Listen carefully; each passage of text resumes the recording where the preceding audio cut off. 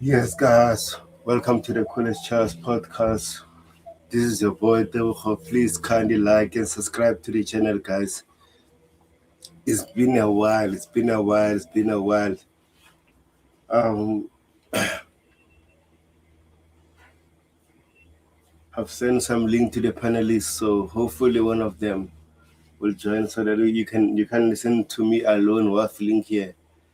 But my main focus is talking about Chelsea Premier League fixtures, and also in the comment section, let me know if you can hear me. Let me know if you can hear me.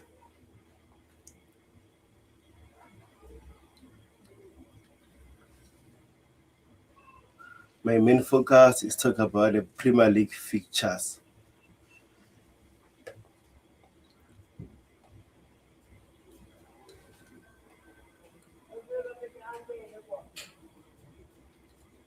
So, first thing first, guys, please kindly like and subscribe to the channel.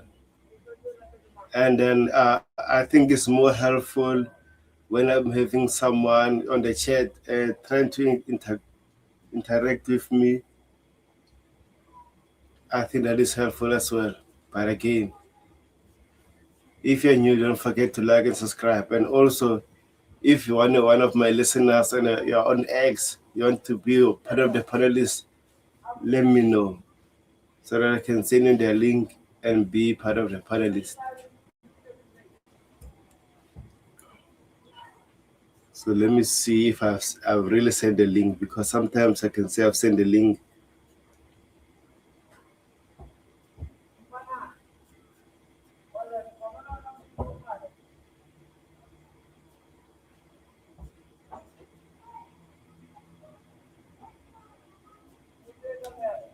Okay, let me send the link again.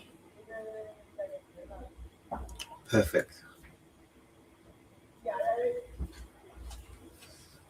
Perfect. Okay, let me go to this one. First Premier League fixture will be the Fulham match, but I think will be much better if I can share it from the Chelsea website. So let me go to the Chelsea website.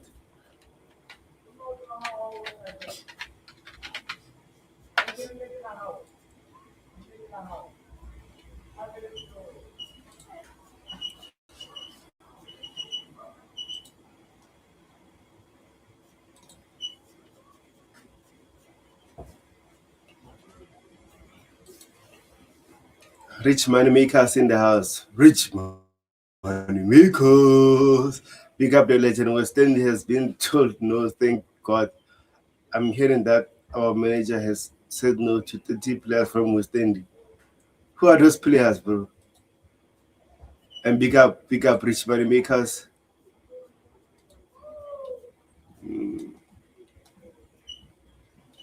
Okay.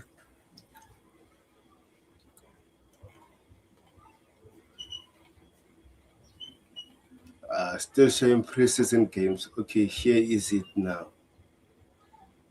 Here are the Premier League fixtures on the club website. On the club website, as you can see, we are playing on Monday, and my time will be 8 p.m. So, and then also the Brighton game, my shift to Monday as well, because Brighton are going to play, I think, in the Conference League or Europa League, if I'm not mistaken.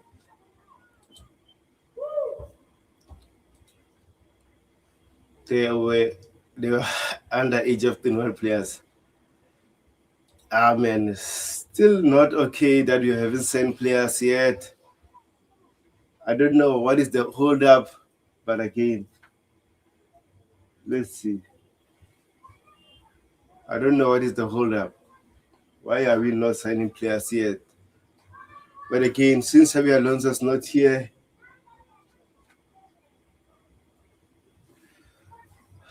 I don't know.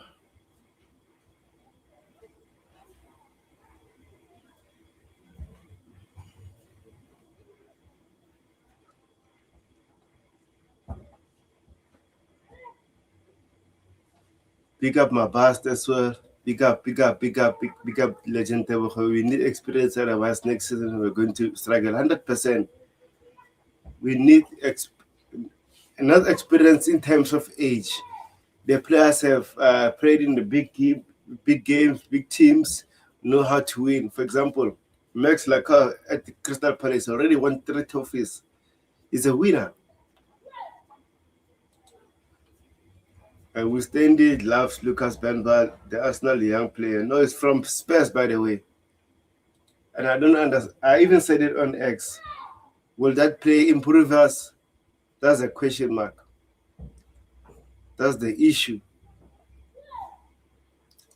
He's a good player. Don't get me wrong. Spurs was playing very well before Dezebi came in because he can play several positions. But as soon as Dezebi came in, he didn't play that much because Dezebi was focusing on the experienced players and to get points in order for Spurs not to get relegated. And also, we have been linked to Ethan Ranieri, but again, it's not from the main journalists for Peter Romano or David Ospin. It's just the Chelsea 80Ks. But sometimes never believe everything you read because you might be heard. So if you're new, please kindly like and subscribe to the channel. My standing from today, I learned to start work, and he wants a few experienced players in that older players. Yeah, it's going to be very interesting who will be those players.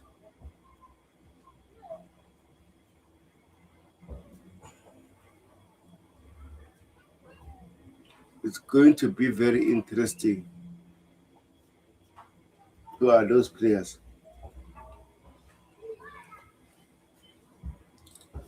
It says Cocorella to Real Madrid is in a betrayal.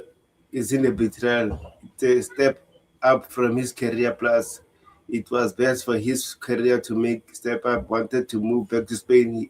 He was twerking naked for. Yeah,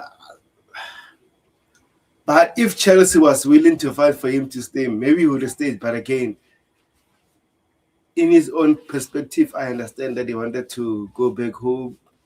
And then Real Madrid, not many players will say no to Real Madrid or Barcelona. And also maybe clearly wanted to shift him off as well.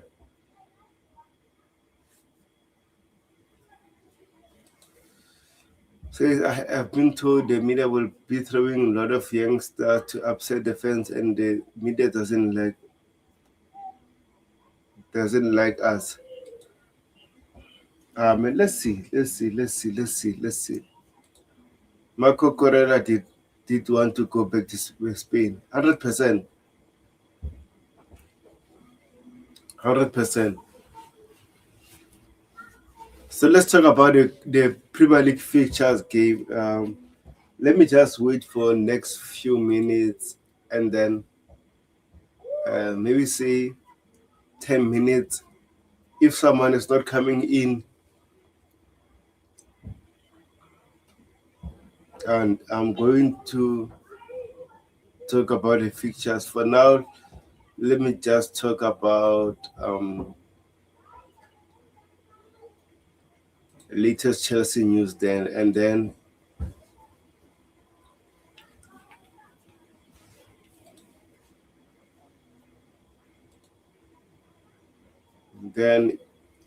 if the 10 minutes is going, no one is coming in, I'm going to talk about the fixtures because I can't wait any longer. But again, Chelsea have an interest in Maxwell Crocs, according to Karen Gill. What are your thoughts, guys, about this player? Do you like this player? Do you like this player? We don't want to let go Enzo Fernandez.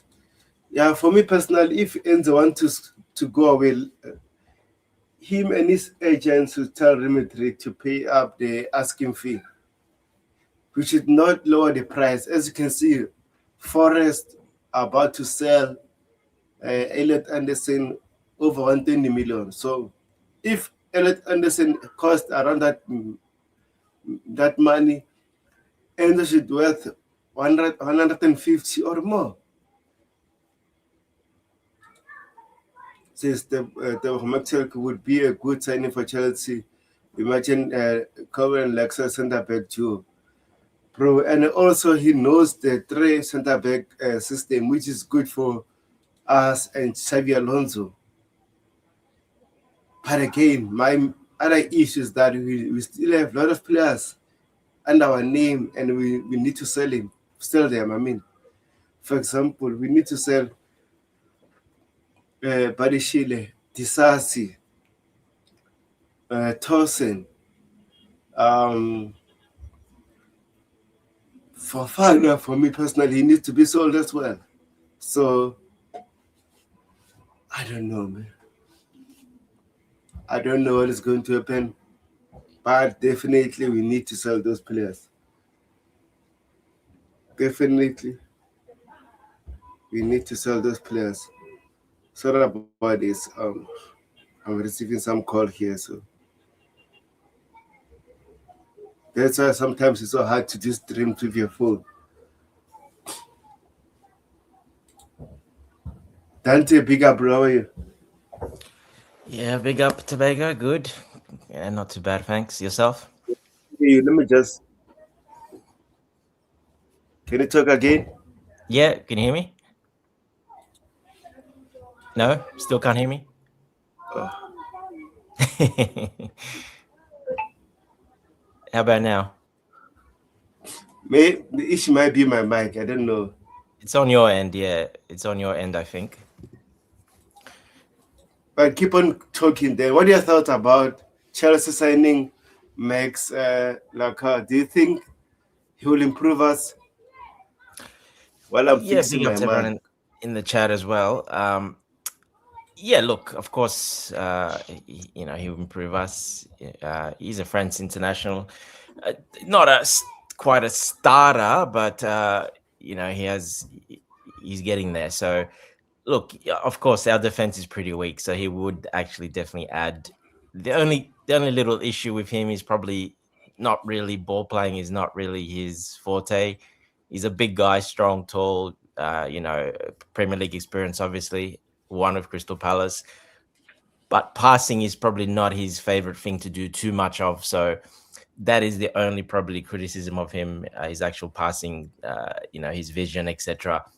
He's more of a proper defender than actually a more modern or, passing with your left foot, with your right foot. He's more of a traditional sort of centre back, which is not a bad thing, but especially in a back three, you can probably get away with it, being that central guy, just focuses on, defending. But you do need to have a little bit at least in that system to beat presses, etc. You need to have a bit of passing and a bit of vision. He lacks a little bit there, and don't think he's going to get too much better at that because obviously he's not a teenager anymore, so he's not really going to learn that anymore, really, to be honest. So yeah, that is the only criticism. Otherwise, yeah, he's a very good defender, and I think will definitely improve our squad 100%. Yeah, now I can finally hear you now. So Perfect. big up to Charles. How are you, Charles? I'm good, bro. How are you doing? How are you, Dante? Big up, Jay. Charles, big up. Yeah, and also big up to Jay. How are you? Are you good? Yeah, big up guys, big up Tobago, big up Dante, Charles. I'm on the outside, so could be a bit disturbance. Hope you guys can hear me. It's not too bad. It's a little bit, Okay, no problem. yeah, it's a little Yeah, bit. Just got to speak a bit louder. That's all, probably. yeah, I'm just doing some outside work. Sorry for that. Okay, no problem then. So, Charles, what are your thoughts about this player? Do you think if we sign him, he can improve us? Lacroix is a solid defender. Solid defender.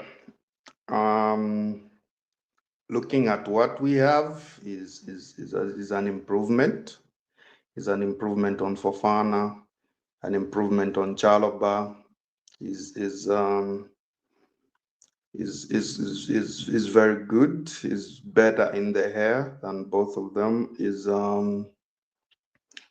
It defends wide areas better. Like Dante said, not the most comfortable on the ball, but he does make the normal passes, the comfortable, easy short passes that you would expect. So it's not a major issue, but he's a good defender on the rise. Mid 25 is in the mid 25s, 26. That gives us good experience in the Premier League that we need. I wouldn't say as much as it's good and an improvement on what we have. I wouldn't really say is like a Van Dijk level. That transformational signing is good. It's better than what we have.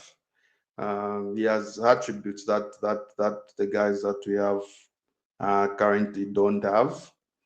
So it's good, especially the dominance in the hair. I think he would dominate more in the hair if he came here over what Fofana and Chalobahs, even Tossings do.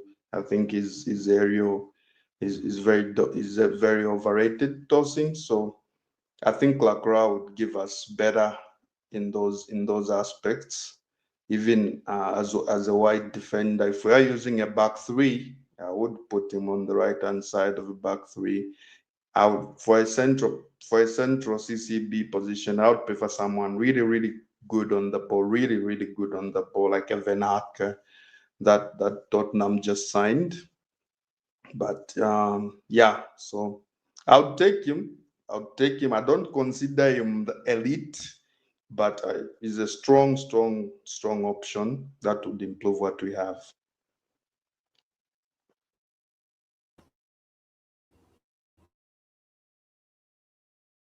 Jay, what about you?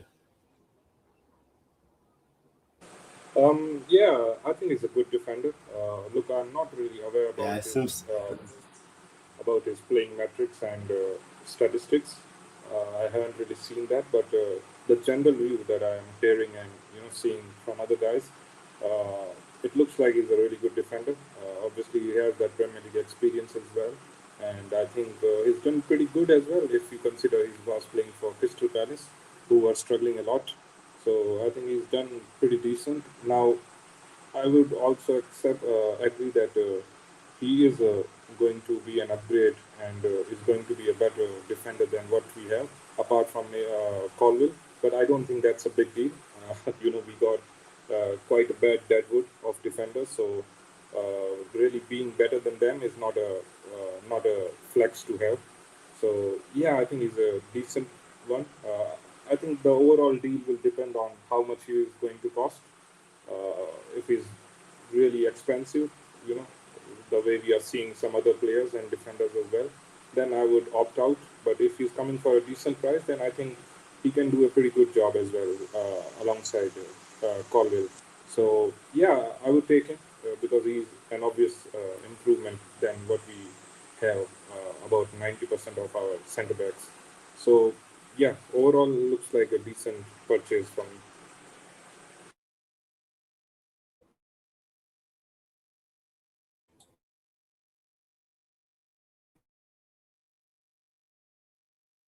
Uh,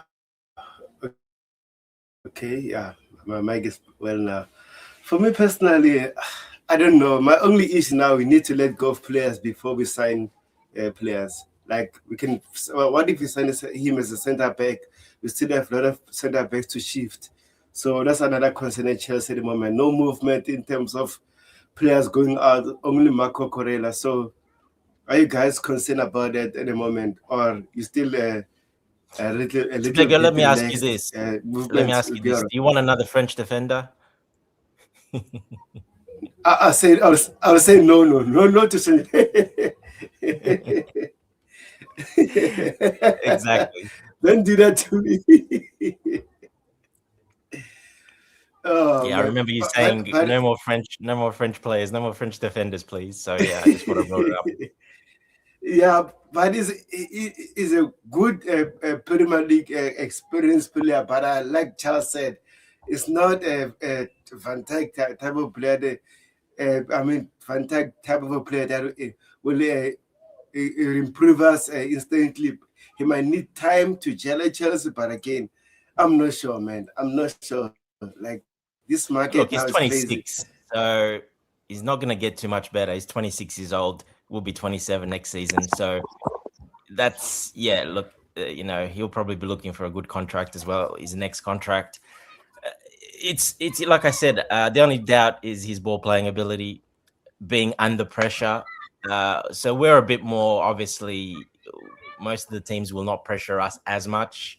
Most will have the possession more, so he can probably get away with it. But yeah, he's basically like a Shalaba level of passing, and he's very limited in what one side only. Not the best vision, but if you want a proper defender, yeah, he's a proper defender. He's and he played in that back three as well at Palace. They play with that back three as well. So and the wing back. So yeah, look, he can do it, but of course, it's another step up. A lot more pressure. It's a lot of things that it's a different way of playing as well. Yeah.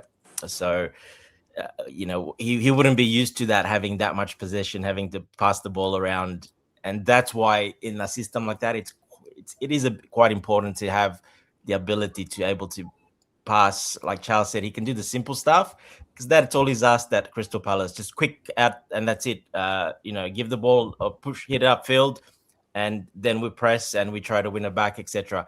Well, that's different at Chelsea, and especially with Alonso's system. You want to hold the ball. You need to hold the ball, so you need to pass it around and create space and open space. So he's not very comfortable in doing that. So that's the only criticism I have. And I think for the price you're going to pay for him, it's not worth getting him. You'd rather pay that money and you get a defender that can do that as well on top of that. So it's not going to be much difference in price, to be honest, because yeah, they're going to want a lot of money for him. No, his price tag is actually less than 50 million. So I think he's No, when cheap for a Chelsea come, setup. it'll go up. When Chelsea comes, it'll go up another 10, 20 million. So don't worry. It's going to be That's more. the issue. I don't think that 50 million is anything less for a defender. I think it's quite a decent price. Yeah, it is. That's a lot of money, yeah, for a defender. Yes, but obviously, the highest ones go for like 70 million or something like that when we signed Fofana. But yeah, look, he's coming up to his prime now. So Crystal Palace. When Chelsea's involved, especially for another London club, they're gonna add another on top. That's just what they do for Chelsea. Just that's how it is. If the bigger clubs come for him, they're gonna add 20 million on top. Simple as that. Let me ask you guys a question. I heard that Dante, you and even Charles said that he's not that world class quality that is going to elevate us to a different level. My genuine question would be that looking at the availability in the market, who are the defenders that will fit that criteria currently? I'm not saying he's a world class defender, this guy Lacroix, but who are the other ones that are quite ahead in the list that you would go and won't really look at the price, and that would be undoubtedly putting us a level ahead and would partner Colwell perfectly. Who are these defenders? Because as far as I can see, I don't see a lot of defenders that really fits that criteria or those metrics. Yeah, Charles, you want to answer that first? I'll let you go because I've talked. I would go for Schlotterbeck. I think Schlotterbeck Yeah, is same. That's my one as well. Yeah, same. Yeah. yeah. I mean, he can do what he's a proper defender, and he can do the ball playing that we need to a very high level. Is intelligent and he's so dominant in the air. You saw in the first game was winning all the corners heading until he scored for Germany. And that's what he does on a regular basis at Dortmund. And he's an elite level player. He's I've a leader seen as well. links, Yeah. lead as well. Yeah, I've seen links with Mourinho wanting him at Real Madrid. I would really want us to throw our hat in the mix just in case that's not the case, or anything. Transfers are never guaranteed. I would like us to be interested in a guy like that, proper defender, and has more in his arsenal than Lacroix. He's a more well-rounded defender, has a bit of everything in his game, and yeah. Yeah, same here, Jay. Yeah, he would be my number one pick. He's a perfect modern defender, uh, tall, physical, strong, fast, high IQ, ball playing ability. It does it all basically, and leadership. He's an organizer as well on the field, and he speaks with his football, but also, he instructions as well. So he's a leader. It is Dortmund. We have a pretty good relationship with Dortmund. Not the best, but not that bad either. But I think the only problem is what happened. Good tennis with Anselmino deal. That's the problem. Yes, that's what I was trying to bring up. After what happened with Anselmino, I don't They would think probably they're gonna. slap 100 million price on him just for us. Oh, look, yeah, they're gonna do that anyway. If a Premier League comes for him, they're gonna add extra on top of it. That's normal. But I just think maybe with that Anselmino stuff, maybe that kind of ruined that relationship, to be honest. So yeah, I think that'll be very difficult because of that. Like, you never know, it is business in the end of the day. It still can be. They might have made behind the scenes, they might have whatever, or they still can do favors for each other, because it is business at the end. Money talks, it doesn't matter most of the time. So we've seen it many times where that happened. You think, oh, these guys don't have a relationship, and then they do business. So yeah, look. Yeah. We'll just need to give them like something they can't afford. They can't afford to refuse an offer Yeah, too well, good. usually the structure of the payments, because a lot of those other clubs, Italy and all these other clubs, they're not going to give you upfront much money, where Chelsea can. So structure of payments, how quick you're gonna pay it off, not in installments, etc. So there's always ways that you can sweeten a deal up. Yeah, and the English clubs have that power to do that. So yeah, look, he'll be number one, but there's you can look at Murillo as well from Nottingham Forest, being solid, very good on the ball as well. Not as tall, but he would bring something different, a different type of profile. He would bring that speed, and he's very strong, of course, but he would bring a different type of. We do need three centre backs. This is the thing: we need three centre backs to start, and we're going to need three centre backs basically to back those up. And you're always going to have another one, maybe another youngster, as well. So basically, we do need six, three starting level centre backs, and then another three pushing to start probably. So we probably do need two to sign if we're going to clear up Badiashile, Disasi, all these players that might move on, probably need to move on. We kind of need to sign two centre backs, to be honest. So yeah, I don't mind Murillo as another option. It just gives you something a bit different. Where With that, where would yeah. you rank Dean Howson? Because we have been linked with him as well. So Yeah, and how high? that's the other one. Huyson, if he's not going to get playing, he's not going to play much with the defenders they've signed, and Rudiger and Kanate. He's not going to get much game time there. He's not going to be a starter under Mourinho. Mourinho doesn't like young kids, doesn't like young players.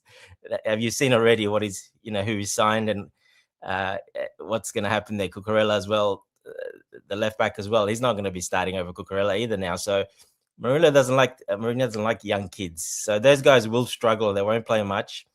He's an option again. At least he's played in the Premier League and he's got their experience and did pretty well. But yeah, look, you do need to have that ball playing like the ones we said. That is the big probably problem with Lacroix. He's a traditional centre back that will do very well, sitting a bit deep and defending, box defending, and strong aerially and everything. But when it comes to running the show a bit and being involved in that, when you're going to have a lot more possession, that is the doubt. Yeah. Yeah, Sorry about it. I was on a call, but I'm back now. So let me read some comments. Richmond Emeka said, West Indies wants to keep Nacho, but other sporting directors want him to go. Even Joe Shields want him gone too. For me, as much as we saw reports talk about Garnacho leaving, I don't think it is that simple because they must give Xabi Alonso a chance in the pre-season, watch these players, and then give us the input of after the pre-season. What do you think about them? And then if they're still struggling, Tobago, Ganacho is not going to be good enough. Doesn't matter if Alonso watches him, it's not going to be good enough. It's not going to be good enough in preseason. It's not going to be good enough during the season. Um, his departure is another story, really. Is there a club that's willing to pay up? Because, Chelsea don't want to take losses. And Chelsea's not going to sell him. They're not going to sell him. He'll get loaned out, but they're not going to sell him. I think they would sell if they got the right offer. Obviously, he's had a disappointing season, as expected from everyone that knew he was never going to be good enough. So if they got the right offer, they would sell him like a KDH, like they did a KDH or something. But it's probably going to be a loan now. Clubs want to see how good he can be for them. So it's very unlikely that we find someone that's going to come up with 30, 35 million and pay it up for him. So otherwise, watching him, it's not gonna make a difference. It's not gonna be good enough, Tobago. It's not gonna be good enough. This season is not gonna be good enough. Next season is not good enough for us. And I think the Not earlier in we this accept system, that, no. the better. but, Huh? Especially in this system coming, Alonso system, he doesn't really fit anywhere, to be honest. but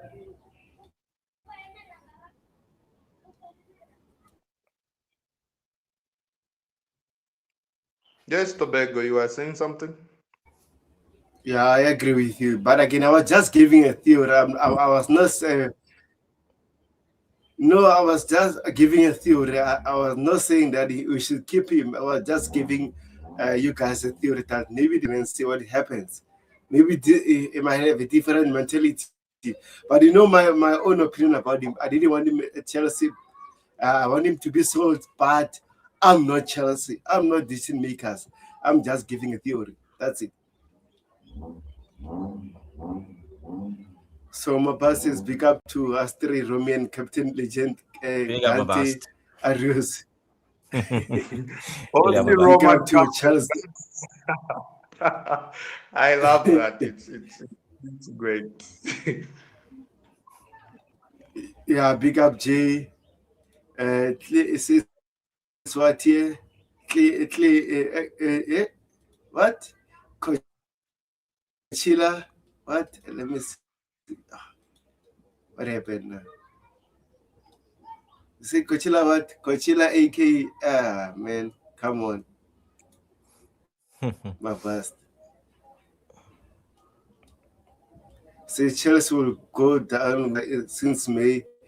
If it wasn't before, it is now beyond doubt because among the most naive ownership group in sports. So, what are your thoughts about us not having a sponsor now? Even now, a fourth season under our new owners, we don't have a permanent sponsorship. What are your thoughts about that, guys? Charles, I'll Yeah, start with you. I'll go first. Yeah, look, it's obviously they're working behind the scenes. We have made money because we have had sponsors. Let's not forget we have had sponsors. There were short-term sponsors, but we have had sponsors. So I think it was, yeah, I think we're basically down over since they came in. I think you're looking at around 60 million. You would be down only since they came in. So if you do the maths, how much the others paid, and if you do the maths, how much you would expect to get, that's probably we're probably around 60 million down. So it's not that bad as it sounds. And these guys are business people. That is their number one, their forte. They know what they're doing. they're looking for the right deal. They can go out without us. Without us, I don't really personally care, to be honest. I like the shirts without a sponsor. I think that makes them look unique, and I like them without a sponsor anyway. So um, it doesn't really matter to me too much, really, about the finances on that side. They're looking for the right deal. There was a big holdup for the last few years. Why? Because that court case was hanging in the balance. What was going to happen to Chelsea? Let's not forget the charges that was brought against us, and there is no commercial. No one's going to sign any contracts once that was going on. Now that finished at the end of the season as well. We wrapped that up and finally got put to bed, and the investigation stopped. So I think from what I've been hearing and seeing, they are aggressively negotiating to get something done, but only if it's a deal that suits them and how much they expect. They're not in a rush. So I understand fans, have a bit of why not. It's just another reason to have a go at them. But I wouldn't be too worried about the money because we have the money. It's not going to make a difference. We can still spend it on players. It's not that much. You're not missing out on that much money. That is peanuts, that amount, really, to be honest. So that 60 million over the last 4 years, that is nothing. That's one player sale, basically, and yeah, it's gone. And let's not forget, they have so many other revenues, and in so many other areas, the income has gone up. The profit has gone up compared to what it was before, that it's evened itself out anyway, probably even in the plus. So I'm not too worried. They do need to get onto it now, definitely, after finally, like I said, those investigations have been closed. A lot of companies were waiting for that because they're not going to sign anything long term when they know, we could have been relegated. There was a lot of things that could have happened. So charged and some more serious charges, and no company wants to be associated with that. So now that that's over, we should be getting definitely this season, if not by halfway through the season at worst. I think they will get and find a sponsor.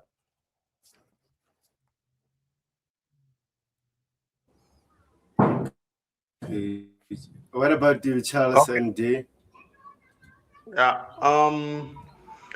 It's a big worry for me. It's a big worry for the club, I feel. I don't think we've missed out on just 60 million. I mean, it's 4 years of starting the season with no front of shirt sponsor. We have had long short-term deals, like Dante said, but they've not been nearly enough, obviously, to cover up what a sponsorship would pay for throughout the season. I mean, if we got a front of shirt sponsor for example, a 40 million in the last 4 years, if we got a sponsor for 40 million, we would have got like 160 million. Now look at the sponsorship deals, the short-term deals that we've had. We've had like 1 million a game for the last 8 or 10 games. That's 10 million.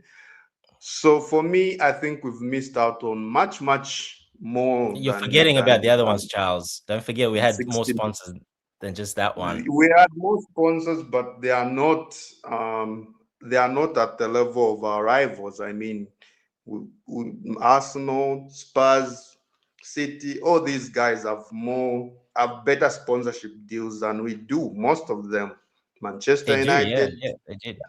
yeah, they do. So, and we don't make as much money as they do on a match day because our stadium is smaller. So it's important that we get a permanent front of shirt sponsor to start the season. I think it would be important. It would be important for our finances. It would bridge the gap that we have, because normally we can't compete commercially with the other clubs, and missing out on front of shirt revenue is only going to make that worse. So we need all the money we can get.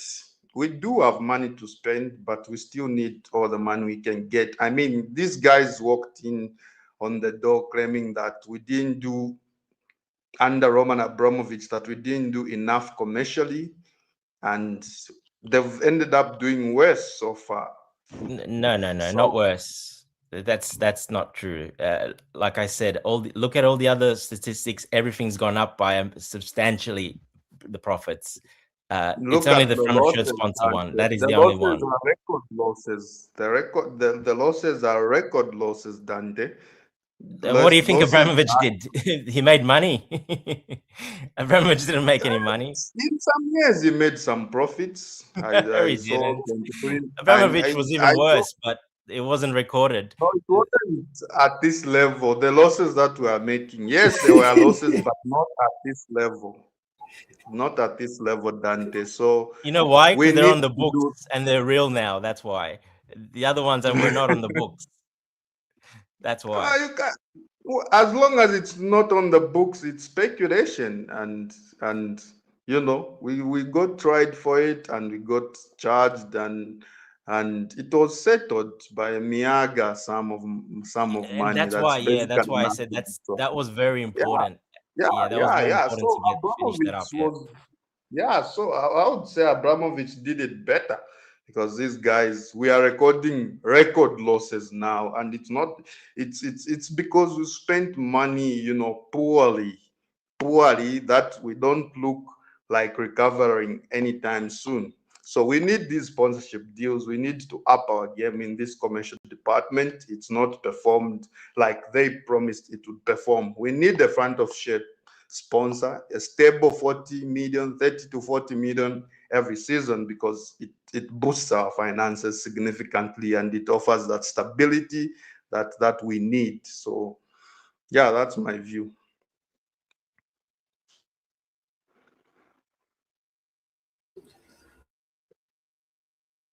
Okay, let me just go to the chat now. I have someone new here.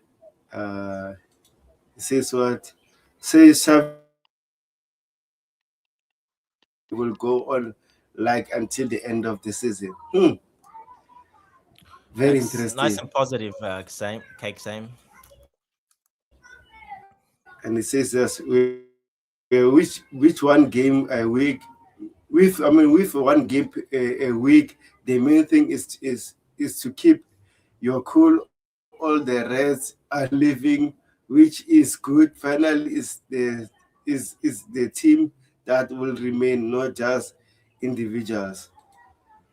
With one game a week, Tobago, uh, Um, you said this says the earlier. only thing Then I don't understand is why we don't want to sign Grimaldo and generally silent now. We already lost Van Hecken. We need to work faster. What are your thoughts upon Van Hecken, guys? I mean, Grimaldo. Do you think we should sign him? Jay, do you know him? Grimaldo, right? Yeah. Look, I've expressed my views on this Cucurella leaving and the Okay, replacement that Charles, we do you should be know him? having. Grimaldo? Okay, Jay. yeah, of course. One of the best left backs in the Can you world guys hear me, at or I'm talking? Seems Yeah, we like heard you, Tobago, but I think you're running a little bit behind. 5 seconds. Yeah, you're That's lagging, why. I think. Yeah, so like I said on Grimaldo, one of the best left backs in the last few years, especially was playing his best football during Alonso's time there. Can you get me? Yeah, keep Can you going. get me to I beg? can hear you now. Yes, I can hear Tobago you is now. frozen. So. Yeah. So under Alonso, he was playing his best football and was one of the best fullbacks um, in the world alongside Frimpong. We all saw that. We saw their numbers, very high numbers for him. Attacking left back, also strong defensively, balances his game well. He's up and down, has got bags of energy. Maybe heading towards a little odd. Is on the older side, like is on the older side right now. I think that would be the only downside if any deal happened. I mean, we can look at younger guys. I think we can look at younger guys like Louis Hall, Andrea Cambiaso, and guys like that. But Is Grimaldo would be a quality signing. I highly rate him. Not a starter for Spain, obviously, because of Cucurella, but not far off and better in attack actually than Cucurella. Better delivery, very good, solid player. I would take him. Okay, no problem. Rich money makers losing Enzo Fernandez and not signing a lead player will cost us the t-shirt sponsor. Now charges over this. There should be no excuse. We need revenue for new PSR so we can get offer high wages. Let's see what happened. Big up, Hochila says, big up everyone. Big Yeah, up, big bro. up. Big up, Coachella. Big up.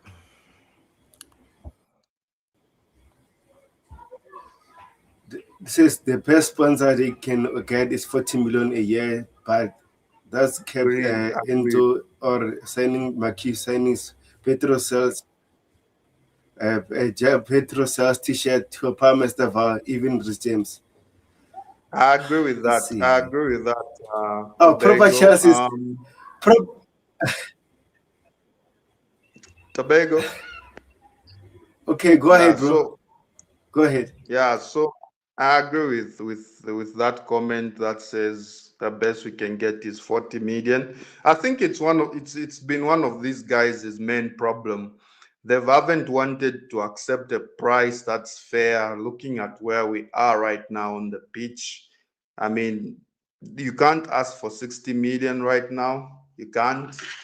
Maybe in our Champions League season, when we won the Club World Cup end of last season, won the Club World Cup, we're in the Champions League. I think that was the best window for us to get a deal that was good financially. But obviously, we didn't do that. So I think we need to lower our demands and accept something between 30 and 40 million, and just it can even be short term, 3, 4, 5 years. Then if we start seeing results on the pitch now, like we are regularly in Europe, we are competing for titles, competing for leagues, then they can always demand more if you've signed a short-term deal. Like, that's nothing over 5 years. So we need to be realistic with the price, and I think 40 million is fair. 30, 35, 40 million is fair looking at where we are right now.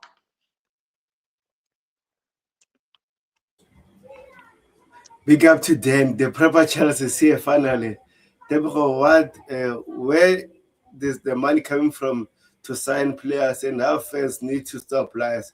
We ain't getting sponsored because of those don't know what they are doing, and Alonso just an outlet to the club. Bro, you can't predict that until you see the transfer window closing, and also Xavi Alonso starting his job at Chelsea. He haven't started yet at Chelsea, and then you're saying it's an outlet. I know as Chelsea fans we are frustrated that we haven't signed players yet, but again, maybe it's because of the financial year to end in July. Then from June, we need to sign players in order to have a new financial year. That means we need balance and sell players as well. So I think it's too early to predict that. And big up Dan, by the way.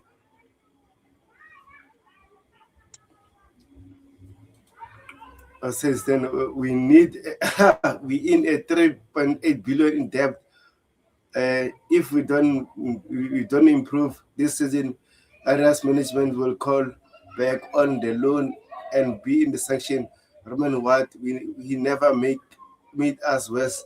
Bro, if Roman was in charge right now, I'm telling you, Chelsea would have been having many sanctions. So that's the issue. I understand the concerns from fans, Tobago. The financial concerns are there at the club. There are debts, and there are commercial revenue that we've not had, that we could have had. So I really understand why the fans are are bringing up these concerns. They are there. Let's not pretend they are not there. Let's not pretend they are not there, because obviously right now we are not signing players in June until after this financial year is fixed, because we are trying to spend as little as possible. So these issues are there.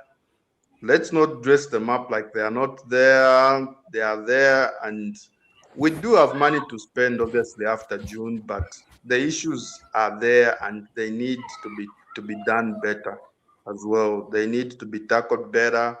That's why securing a long, a stable, it doesn't have to be long term, but a stable front of shirt sponsor would be a good start to get that 40 million in uh, every season in the next few years, and start playing better on the pitch, getting better results. I think that will only help the financial side of things. It will reduce some of these restrictions that we have with UEFA, these restrictions that we have. So yeah, we need to be better commercially as well.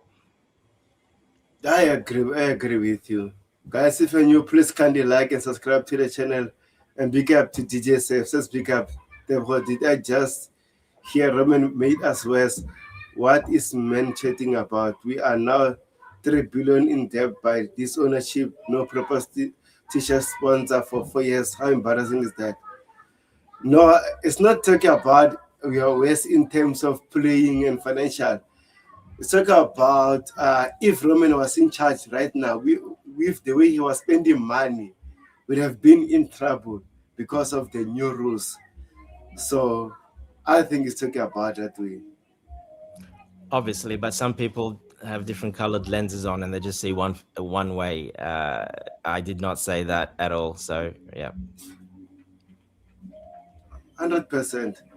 Since our manager will have the power of recruitment because he will play a certain way that needs the right players. Malagust isn't going anywhere. They want experience left back. Let's see, man. That's why, like I'm saying now, from now until the end of this month, I won't expect anything. But from next month, we might see some movements before we fly away to Asia. I think for preseason, if I'm not mistaken. Yeah, they're coming to Aus- Australia. Yes. Australia first, right?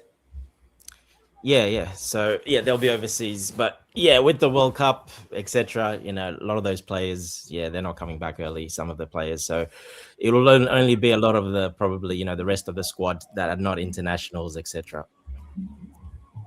Yeah, and then big up to Rex Mir. Says I think I will sign Alvaro Carreras, Enzo.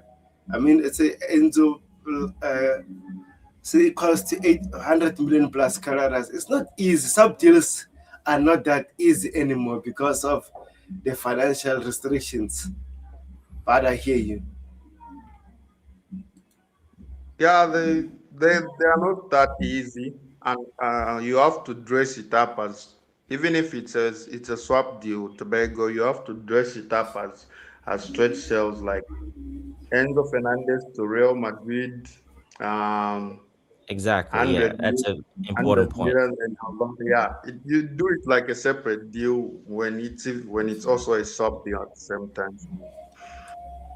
Yeah, that's why I don't want us to settle for less in terms of Enzo Fernandez because the transfer market at the moment is so crazy. Every player now is worth more than 100 million. So, as much as Enzo Fernandez want to leave and Real Madrid want him, they should pay the asking fee and take the player and go, man.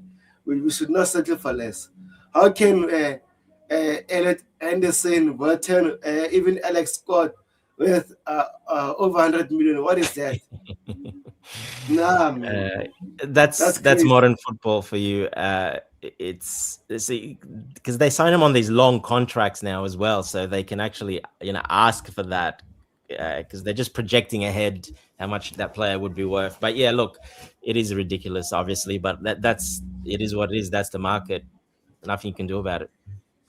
Yeah, 100%. Says when have Roman to sell two of our top players to Real Madrid or any club, yet those guys sell to them both in the same transfer window, especially experienced players being sold for this kid. So where did Eden Hazard go? Hazard, Thibaut Courtois. Yeah, where all these top world-class players go? Not Real Madrid. So I mean, I think he means it's in like the we same never sold the window. player to the other In the club. same window. I think he means two top players in the same window. That's what he Well, there's means. only one at the moment. There's not two top players. We've only sold one. Yeah, I think he's talking about the Enzo Enzo transfer. even sold yet. That looks inevitable, of course. Yeah. In terms of Enzo and Cucurella, I want them both to stay at Chelsea, but again, it seems like they are pushing to move away from Chelsea. So Chelsea fight with them and keep an unhappy player.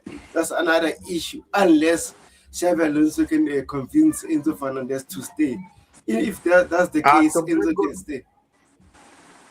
Tobago, that's actually a reason I would want us to just give them a reasonable price and not follow what the market wants and not follow what the market is demanding. You know, Elliot Anderson, they are demanding 130 million, above 125 million that Newcastle got for Isak. We have Enzo Fernandez and he's agitating for a move. You have to give them a price that they'll pay. At the end of the day, it's Real Madrid. They consider playing for them as an opportunity, and they are not going to argue over a fee for a whole month. I think we should give them a price to put the player in there and just make it swift. Charles. Real Madrid with their own mouth. The president said he's going to bid 150 million. There's another player, midfielder, is looking at 150 million euros, 120 million, whatever it is. So they already can pay it. Not for a midfielder. Not for a midfielder. I don't think they can pay that for a midfielder. Well, then Enzo Fernandez stays at Chelsea. It's very simple. Exactly. He's pushing to leave. I wouldn't want to. What do you want to sell him for under market value? Huh? I don't. Do you want to sell him for under market value? I want to sell him for what we got for him. I would be happy with that. 120 million euros. I would be happy with that. And I think it's not far off market value. Yeah, I think it is 120 million euros. And I wouldn't want to point at what that crazy Marinakis is demanding for Elliot Anderson. No. I would sell him if Elliot Anderson goes for 125 million pounds, well, then Enzo Fernandez has got to go more. I'm sorry. Exactly. Elliot Anderson, that's this is his point. first season, and he's done absolutely nothing. He's not an assist guy or a scorer. It doesn't work like that, Dante. I think we had this kind of discussion last season about Nicholas Jackson. There were these young hotshots going at higher prices, the Sescos, the Watermadas. There are these young hotshots. In every transfer window, there are going to be these younger hotshots that will and Enzo's not a young higher prices. Hotshot. So we are not desperate to so we can't use those prices to determine what we are also going to charge. I mean, Enzo Fernandez is also still young, but 120 million euros is fair for him. And we are not going, if we demand the over 130 million that Forest want for Anderson, we are not going to get it, and we end up with an happy player, which I don't want for Xabi Alonso. So he won't be unhappy. He's a professional. He knows. He won't be upset. He will be disappointed, but as soon as the season starts, he's going to play because he's got no choice. He still wants to get paid, so he's not going to be upset. And if he doesn't do well, he doesn't play.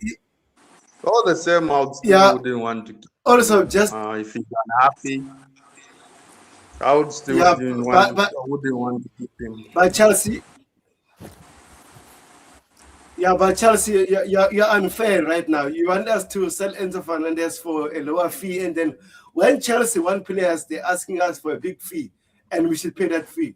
So if Real Madrid wants Enzo Fernandez, they should pay the asking fee and get your player and go. If they can't match the fee, they should not get our player. Simple as that. Unless Enzo take out his money and pay. For me, get 100 million, put a player in there, and I would happily walk away with that. Get 100 million, put a player in there. For me, it would be good Yeah, enough. that's more I'm than not fair. going to demand what Marinakis is demanding. Nope. You'll simply end up with an happy player who's probably even going to have a bad season, and his value starts dropping and dropping. Like Jackson.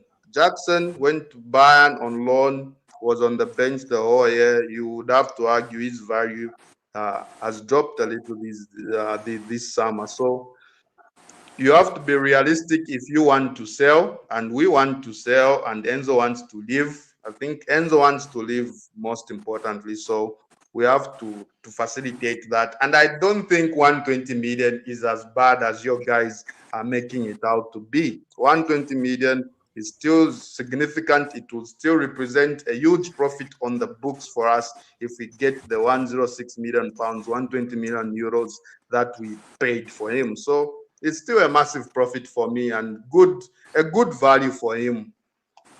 I don't I'm I not don't going think to, yes, I'm not going anyone to is fall for the arguing that transfer nonsense, 120 especially of million my is bad. Matthews. Charles, I don't think anyone is arguing that 120 million euros is bad. I think everyone agrees that that's the fair Ah, price. no, Dante and Tobago seem to disagree. No, They I think want that's the what fair. Wallace want for Anderson. I don't think that's Of realistic. course, I it's think not going to 120 be million. exactly the same thing. But just to add the point that I do not think that a concept like reasonable price exists in this market anymore.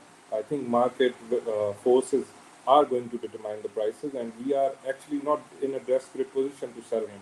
Enzo wants to leave, and Real Madrid are just not really clearly showing that they want him at all. So we are in a win-win position where we can actually keep him and he can play for us next season. So I do not think it's a desperate situation where we have to lower our prices by say below 100 million, be that pounds or euros. But I think 120 or 130 million euros is a fair price, and I think that is the exact price where he will be going to Real Madrid. That's what I personally think. Yeah, you make a good point, Jay. I actually agree with you. 120 million is a good price, and we are not in a desperate position to sell. Yeah, we are not. I Yeah, agree with that. willing to pay 100 million and then they don't budge. Should we sell Enzo? That's the question for you. Come again? If Real Madrid say they're not willing to pay 120 million, they're willing to pay only 100 or 90. So should Chelsea sell Enzo Fernandez because of that? For me, anything below 100 million euros, you have to include a player in there. It's not enough for me. I think 120 million, the same price that we got him for, is the fair price right now. If you are paying below that, you are offering 90, 100, you add a player in there that you had the Garcia, you had the Carreras, you had someone in there who's around 30, 40 million. Yeah, I'll take that. I'm only taking below 120 million if there's a player in there. I think 120 million straight up Yeah, cash is I a agree fair with deal. Charles. We are not really going to get 150 million euros for Enzo Fernandez. That's not going to happen. Yeah. Okay, now you won the case, but I was just making the point that we should not sell Enzo Fernandez for less than 100 million. And then if Real Madrid can't match what you want, Enzo should stay, just like Dante is saying. Simple as that. And the player can sulk and everything. He will stay at Chelsea and stay professional because we can't sell him for the low price because it's Real Madrid, because he wants to leave. Doesn't work like that. Exactly. Yep. Look at what happened to us with Olise, and Olise's different reasons, right? We wanted Olise before he goes to Bayern. This isn't before he goes to Bayern. And Crystal Palace make sure the player doesn't leave because Chelsea is I think was doing something illegal, and the Chelsea stopped. But knowing that next season is going to go for a high fee, and then what happened? Bayern Munich got him for a bigger fee. At the end of the day, we Uh, should protect them. Tobago, the transfer fee for this was never the issue. The transfer fee was never the issue. He still went for around 50 million.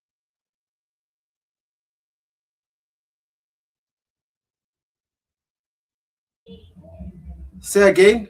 I can hear you. It's my network. We lost him. Yeah. Okay, I thought it's my network. So let me read some comments. Says if Around Mr. 50 Mr. million. Well, the issue for our We lost you again, Charles. no I Just thought sorry, it, mute him, I'm Tobago. I'm back. Sorry, I got that call. So, like I was saying, Olise, it was never about the transfer fee. It was about the wages. Of course, we pulled out because we couldn't give him what he wanted, and Barnes stepped in and got what he wanted. It was never the transfer fee. The Initially, second it time, was not the first time.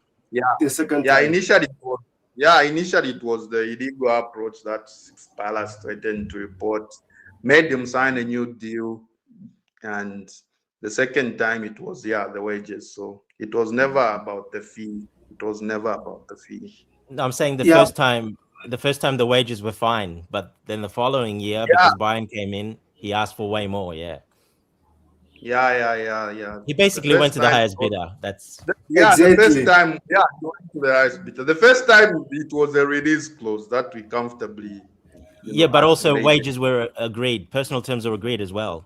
Everything was Yeah, agreed. they were there. They were in place as well. Yeah, I agree. They were there. Yeah. So if Crystal Palace can do whatever it takes to fight for their player, that means Chelsea can do the same thing, right? Um, it's a bit different, Tobago, because uh, Yeah, it's different, but again, you see, Olise didn't really force the move to Chelsea or to Bayern. He didn't have his agent in the middle of the season telling us if we don't give him this, he's going to find another club. Like, it's a bit different. Enzo clearly wants to leave. I'm not saying Olise didn't want to leave too, but he wasn't agitating for a move. There was nothing from his agent. There was no drama. There's been a bit of drama from the Fernandez camp regarding his sell issue. So there's a contract situation there also, which made them say what they said in the middle of the season. So it's different in that regard. It's not the same. They are pushing, they want to leave. I hear their agents are talking to Mendes and all this. They are actively trying to get Real Madrid to pay up.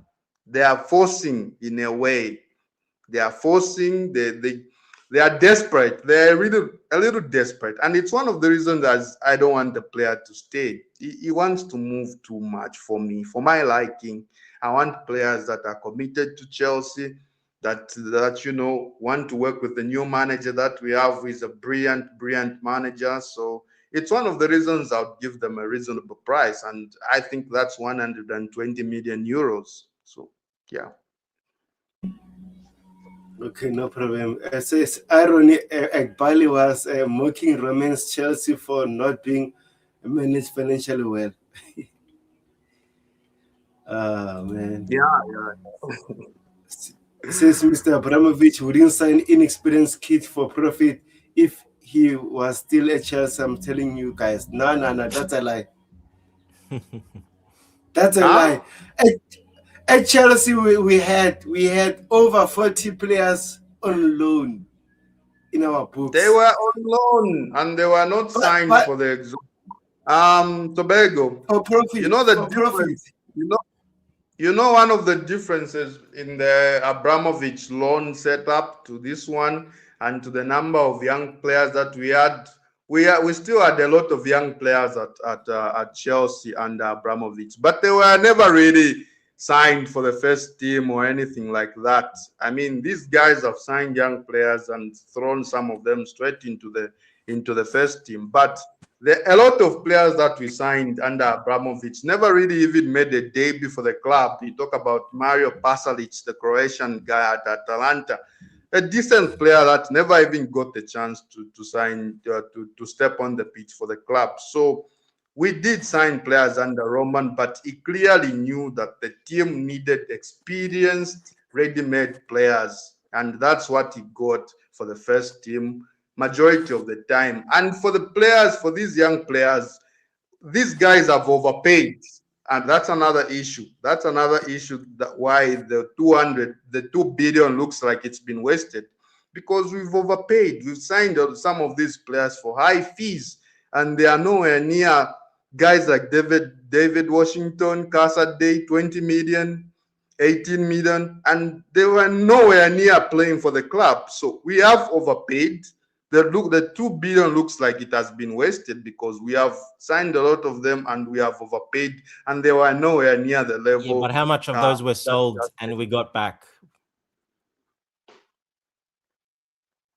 They were sold for $2 less billion. than We didn't lose $2 billion. Yeah, but it looks wasted, Dante. It looks wasted. Well, Dante. you're looking like you're not even a Chelsea fan the way you're looking at it. Oh my God, they spent $2 billion. They're behind 2 billion. Well, that's not true, because the ones that didn't work out because of the way we signed them. Recover some money. We always, and we are still recovering. There's still a lot of players on our books that we need to recover these monies. There's still the Garnachos. Yeah. But that's what I mean. We've recovered pretty much nearly on all of them and sold them even for a little profit, either from loans or then if they weren't good enough. But that's exactly what happened under Abramovich as well. If they were not good enough, the ones they got moved on. But Abramovich didn't care about money, so it doesn't matter if it was a loss. He didn't care. Yeah, and we've sold some of these guys for losses as well. I think we need to do better in terms of the prices that we are signing these guys for. We are signing these guys at 20 million for. They are nowhere near that. I think the negotiation. What do you mean better prices? I think Marina Granovskaya was a much better negotiator than these guys in terms of the transfer fees, because the media is always going to spend 2 billion. Look at what they are doing. It's nowhere near. Look at what they have. It's nowhere near 200 billion. I mean 2 billion. So the pricing is what we can do better in the negotiation. We can do better with the pricing. You're not going to do better, Charles. It's Chelsea. You're never going to do better. And why? Because we signed these guys cheaper under Roman, Dante. We signed them for cheaper prices, way cheaper prices. They weren't even of note. How can you compare Roman's time to now? It's a different, commercially a different time.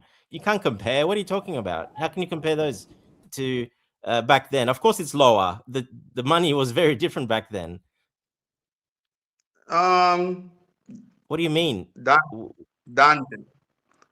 Players, teams are still signing kids from academies abroad across South America for 7 million, 5 million.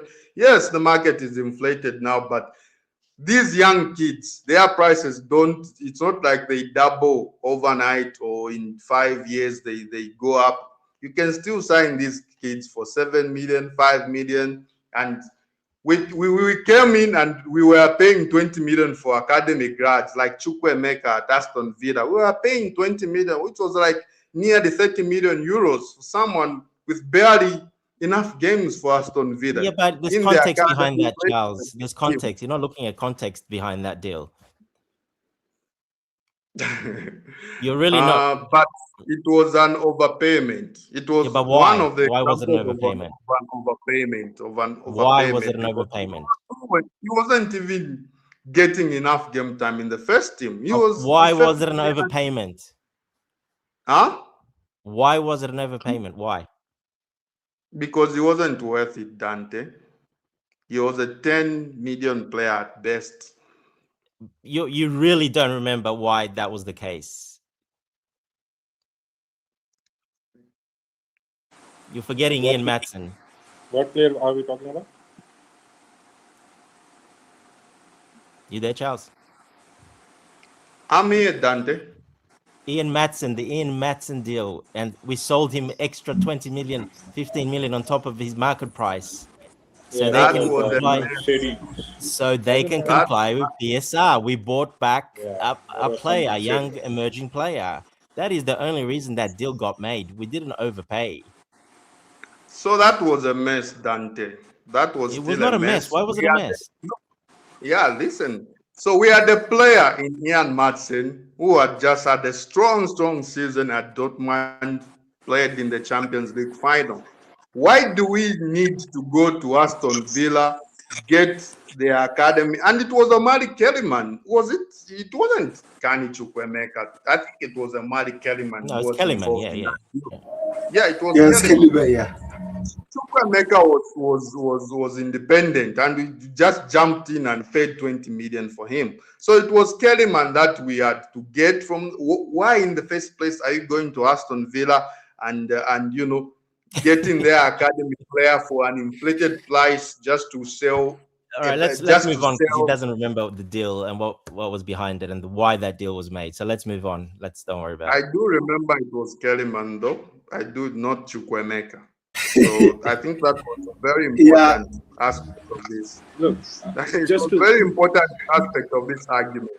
It just to was summarize Kellyman all this, and not Chukwemeka. We didn't need to go to Aston Villa to demand to get their academy player for an inflated price just to sell, Ian Madsen.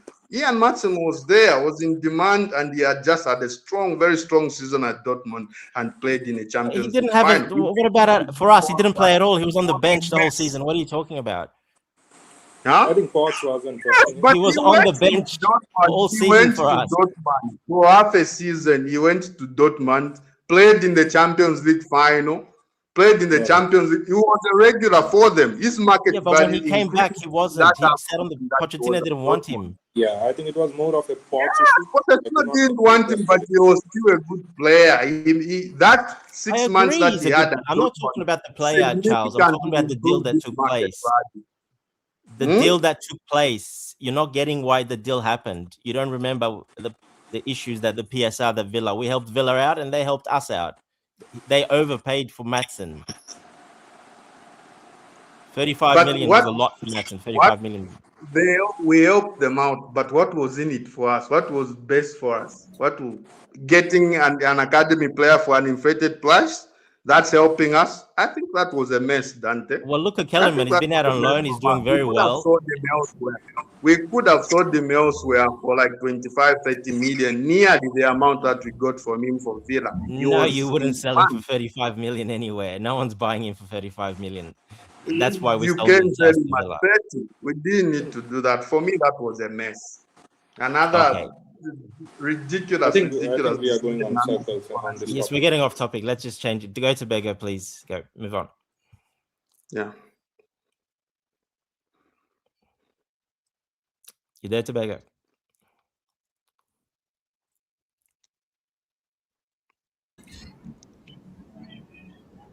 There you go. Yeah, I just want us to talk about the Premier League fixtures because now we are talking about.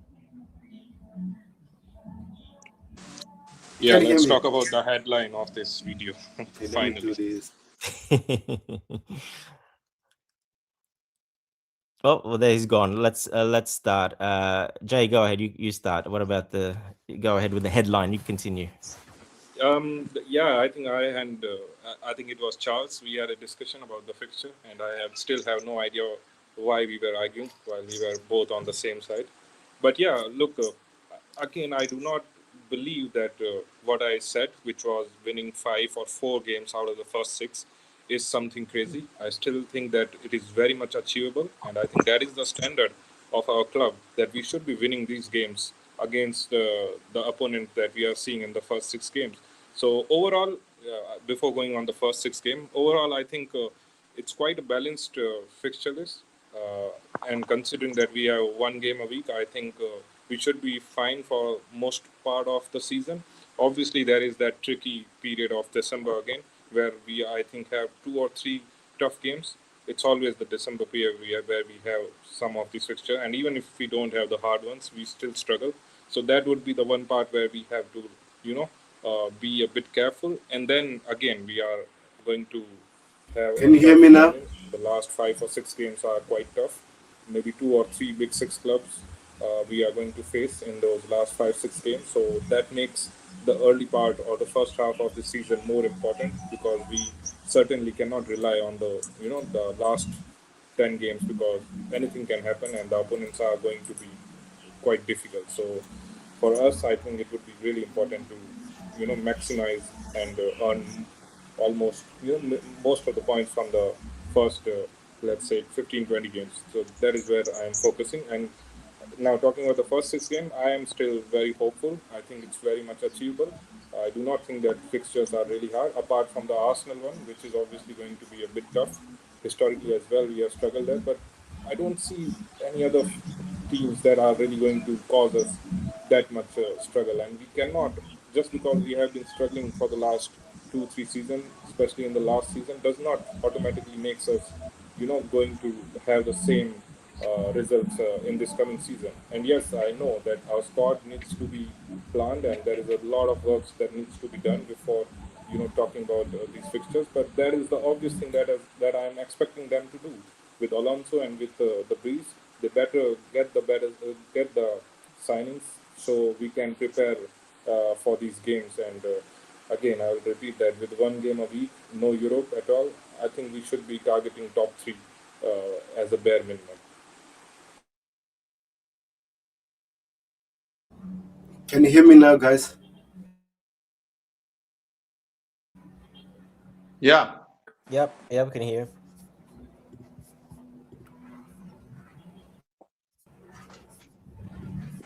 What do you think, Dante?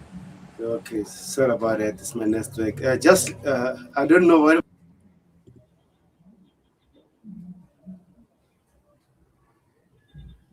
you guys talking about the fixtures.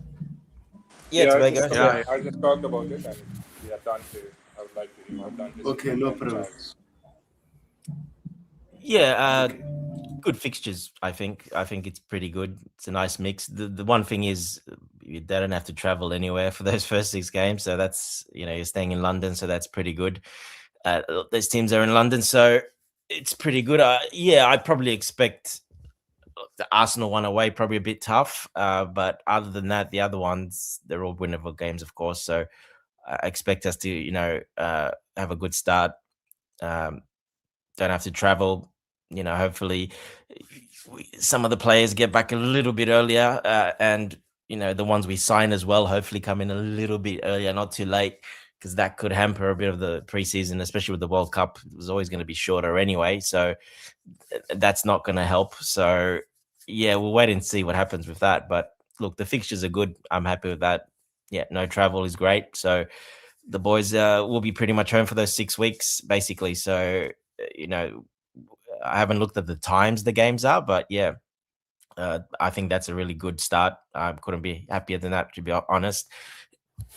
Everybody should be happy with that. Only really one. I know the other teams, obviously, a couple of those teams finish above us, but it's a different season next season. New manager, obviously, and system will be a bit new. We'll be the surprise. We're the ones that are surprising next season. We're not going to play the same. It won't be the same Chelsea. So, that should help us, hopefully.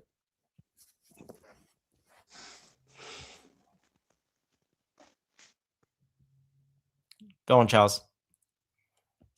I think it's a tough first 6 fixtures for us. They are tough. I think Hull City is the game that I can almost guarantee that we will win.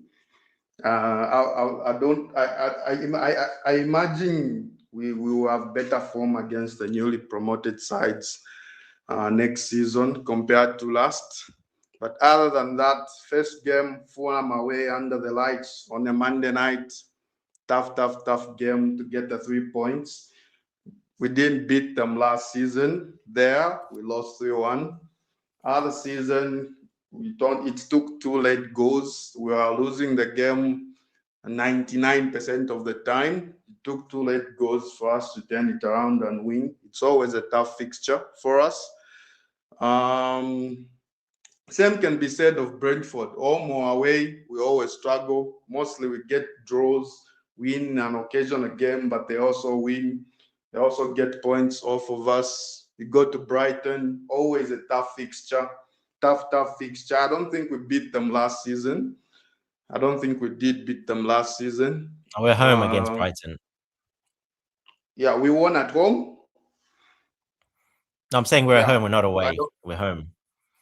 Yeah. I don't think we won. Did we win last season at home? I'm not sure, but we definitely lost away. So no, we lost, but it was because of the red card. It's another tough game for us home or away, as is often the case in the last few seasons. It's another tough game for us. Arsenal, Premier League champions, they are better than us. They've been building well in the time in the period that we've been spending and not really signing any top players, established players, not signing many of those. They won, and it culminated in a Premier League title for them. They'll be confident early in the season. I expect us to lose that one. So for me, these fixtures are not easy. You know, Premier League fixtures these days, it's really hard to get 3 points, especially where we are. And it depends. It would depend. There's a new manager in the new system, but you know, other projects who have new managers too. I'm hearing Fulham could appoint Abeloa also. It will also bring something new. It's early in the season. Everyone will fancy themselves. It's not an easy start to the season, and I wouldn't guarantee like over 3 wins. I wouldn't say we win over 3 games in those 6 games. I don't think we'll win over half the games. I would be impressed if we win half the games from there. December is the same. It's very hard, and we normally have a slump in that period. Last 2 seasons, of course, strongest evidence. And the running also is quite hard. It's quite hard. So we need a lot of work, you know, to finish in a Champions League position. Even if it's 1 game a week, I think we need quality, a lot of quality in the squad, and we need to get rid of a lot of players in the squad. It's 1 game a week. We don't need a bloated squad. We just need 2 players a position. I'll be happy with 24, 25 players, 25 players max. So we've got a lot of work to do this summer to address those issues and, you know, go into the season and get that Champions League finishing position. But it's going to be tough looking at where we are.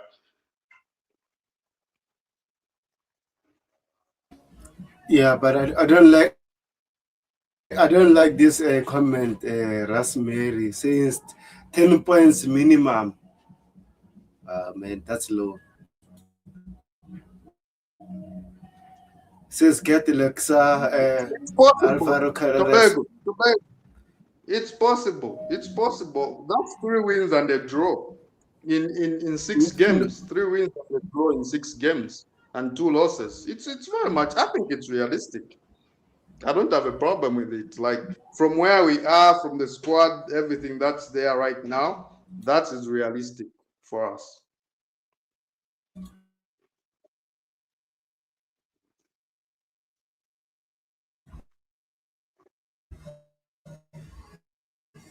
Okay, bro. I want more than that, but again, I hear you. We all do, bro. We all do. Says we should get Alvaro Carreras, Morgan Rogers, Adam Wharton, bare minimum to.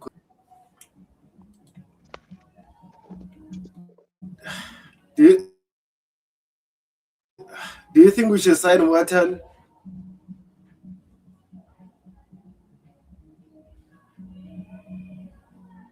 Are you asking? Can you hear me, guys? Yeah, you're breaking in and out. That And I think you're a bit behind. Maybe go in and out again. You keep lagging. Okay, no problem. You keep lagging, yeah. I'll go ahead while you come back in. Wharton, again, look, he's a good player. You know, for that position, this is only if Enzo Fernandez probably leaves. If he does leave, we obviously might need another one. We'll have to wait and see. But Wharton, look, I like him, but I'm not sure if he's the answer. Not for the price he would come for, to be honest. Let's see I want to see more. He's had that good season, not the best season, but he had a pretty good season. And he, what does he do in that midfield? Well, he sits and passes the ball around, and doesn't really go forward or anything. So we kind of have players like that already. I mean, we've got Caicedo that can do that. And it's not like Wharton is a big guy, a big physical beast or something that's, a proper DM. He's not really that either, because he's not that tall. He's, average height. So for me, I wouldn't spend that much money on him. No, I wouldn't spend what Palace are demanding. They want over 100 million for him as well. So if Anderson's going to go for that 120 million, well, Wharton's going to go for that 120 million as well. So I would not spend that much money on him for what he does, because we already have players in that position that can do that, in my personal opinion. We've got Caicedo. Even Sugo, we haven't seen that much. He can do what Wharton does. It's, what he does is not that difficult. I don't think we need that type of profile of player, to be honest. Yeah, I think we need a bit more creative players. We've got Lavia. I know people, Lavia, injured or he's not playing. Well, he's not injured now. Let's see if he gets. He's basically a Wharton, exactly what Wharton does. Lavia does, in my opinion, even better from what I've seen him play. When he has played, he can do that. Beats the press really much better than Wharton does. So I don't think we need that position. I wouldn't sign him at that price for that position, that profile. No, I wouldn't. But that's just my personal opinion. Look, again, I would also start by saying that he's a very talented player, and obviously he has shown that in the last season. I think there is quite a similarity between him and Enzo in terms of the points in which they lack, and also in terms of their vision. I think both these players, the biggest attribute for them is the vision and the creativity. I think he's very skillful, Adam Wharton, and he's got that vision as well. But I think just going by the style and structure that we are going to uh, employ under Alonso, by just pure guesswork, I think we need two sitting sixes or two DMs, and I do not think Wharton can do that job with Caicedo. Uh, I mean, he's a good player, but I do not think you are really, changing anything substantive by removing Enzo and putting Wharton in that midfield, because he is still very much open defensively. He is very, physically. Uh, he's lacking a lot of physical strength as well. There will be moments where he's just going to be a passenger in the attacking area. He's not really going to come back and put in the tackles and do that, hard defensive work. That is one area which where he has been criticized continuously, and that is, I think, the major sticking point for us personally. Jay, let me ask you this. Sorry, before you go, would you prefer James in that position or Wharton to play in that position? Again, I would say that just assuming the style that Alonso is going to play and the structure, I would go with James, because he would do that, double pivot role much better with Caicedo than Wharton, because Wharton is just not going to give you that defensive duty that we are expecting from the double pivot. And that is why I would not want him here.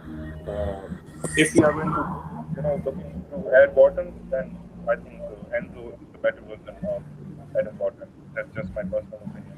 He's a good player. He would work in some other team, but I do not think that is the profile that this Chelsea team under Alonso.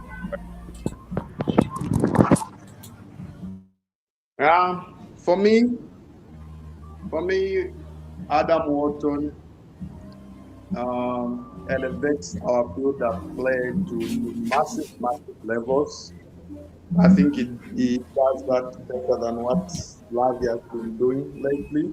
Lavia showed very promising glimpses earlier in the season, but of course injuries have affected him, and his build-up and escaping of pressure hasn't actually been great from the game that I've watched. So Adam Wharton would be a fitter option to Lavia. He would be fitter, of course, available throughout the season. and the line breaking, the passing, he's got a brilliant left foot. So I think I don't think there's any midfielder who can build up better than him at Chelsea. Not James, not Esugo, definitely not Santos. Or if he comes in, is our best option in terms of the line breaking, the build up, and it goes to another level. The issue with Wharton obviously is the defensive ability. It's a bit not up to the level that his fee demands. 100 million. I'll take him if he was like for 60, 70 million. I'll take him because I believe he would elevate our build-up play. I believe he has a great left foot. I don't actually think there's an English midfielder who can build up better than him. He doesn't misplace a pass, and he's got great passing range. And I don't think he's Man City don't agree with you there. Man City don't agree with you, Charles. Let me finish. I don't think he's the same as Enzo, because Enzo wants to go. Enzo wants to go forward, try to score, crash the box. But if you are looking for a perfect partner for Caicedo, you are looking at someone who wants to sit. And Wharton likes to sit. He's not eager to go and join attacks. So positionally, he would be a different from Enzo, because Enzo likes to be a bit more box to box, involved in everything. So if you're looking for a player that would give Caicedo, that volume to go win the ball high up the pitch, I think Wharton is a better option. Similar to Enzo in terms of passing and technique on the ball, but a different profile because he likes to sit. He likes to sit way more than Enzo does. So the only issue for me is the defensive ability, but passing-wise, build-up-wise, he elevates us and is available. He's not like Lavia, who's not going to play 10 games a season. So I'll take him for a reasonable price, like 60, 70 million, and not the 100 million that Palace would likely demand. I think you took the Enzo case a bit wrong. Obviously there is that Enzo, the one that we saw under Maresca, who was box pressing and was much more forward and playing a lot of attacking role. But we have seen Enzo sitting in a pivot with Caicedo in previous seasons, and that is the same Wharton you are going to see at Chelsea. Wharton is going to sit with Caicedo, just the same way Enzo was seen sitting with Caicedo. But the role. The issue with Enzo, he never really wanted to sit. He never really wanted to be that deep player. I mean, it's one of the reasons when we hired Pochettino, he was very happy because his camp quickly approached him and demanded that, or asked that he plays further forward. So in terms of mentality to play that role, you are comparing someone who wants it and someone who doesn't really want it. Yes, if Enzo start to get close to what happened, what Wharton does, but Wharton guarantees you that he's going to be there. Enzo doesn't guarantee you that he's going to sit there. He's going to try to be all over the place, and he doesn't have the recovery pace to But by sitting, recover and help out Caicedo. But Wharton is gladly going to sit. Wharton is gladly going to sit and just focus on your build-up play. That's going to be perfect. Look, personally, I think when a midfielder is playing the role of a sitting DM or a sitting midfielder, then I think the majority of the part is of defensive duty. Now, Wharton likes to sit and he can sit, but he doesn't really do the defensive job, even while he's, being part of the double pivot sitting DM. So yeah, no, it doesn't it doesn't. So you're right. He's just sitting there just for the sake of it. He's not really going to help Caicedo. No, he's not sitting there for the sake of it. Jay, he's not sitting there for the sake of it. Palace like to break away quickly, and he's the guy who engineers those attacks with the line breaking passes, with the long range passes to facilitate those attacks. He's not sitting there for the sake of it. Build up is important as if you have two DMs, you need someone who's super good in the build up. Caicedo is not gonna give you that. Lavia's level has reduced. Esugo also on the defensive side, like I said, if you're going to have two DMs, you need someone very technical and that's very happy to sit. That's just going to elevate and focus on your build-up play. Yeah, that is what the point where I kind of disagree that Caicedo is not going to do that job. I think we haven't really tested him. I think he possesses that skill. I think he can do very much. He's very much able to do that creative job. He needs someone as his partner who can allow him the freedom. Till this point, I think he has been taking the responsibility of Enzo Fernandez, which has you make a good point there. You make a good point there. Caicedo's best attributes is not to sit. That's where your point is a bit flawed. He has played there as a lone DM, and you want Caicedo pressing. You want Caicedo pressing high up, winning the ball as high up as possible. You don't want to keep him grounded.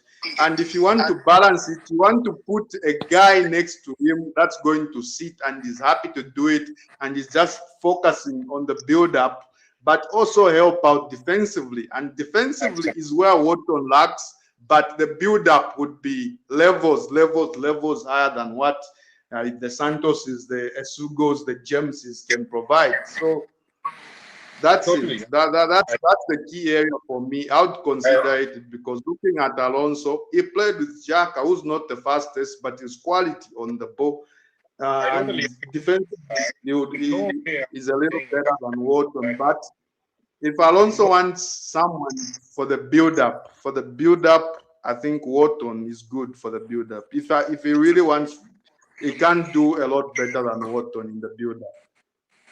Yeah, in no way I'm saying that Wharton is a bad player. He is a really talented player, but I just do not think he is meant for this team. And with what we have heard that Alonso wants to try, I think, and the way you have explained the Caicedo role, I think Wharton just does not really help the attributes of Caicedo in what we are going to experiment and try. So that is why I think. Defensively, I agree. Defensively, I think a guy like Anderson or Chouamani is what Caicedo needs rather than a Wharton.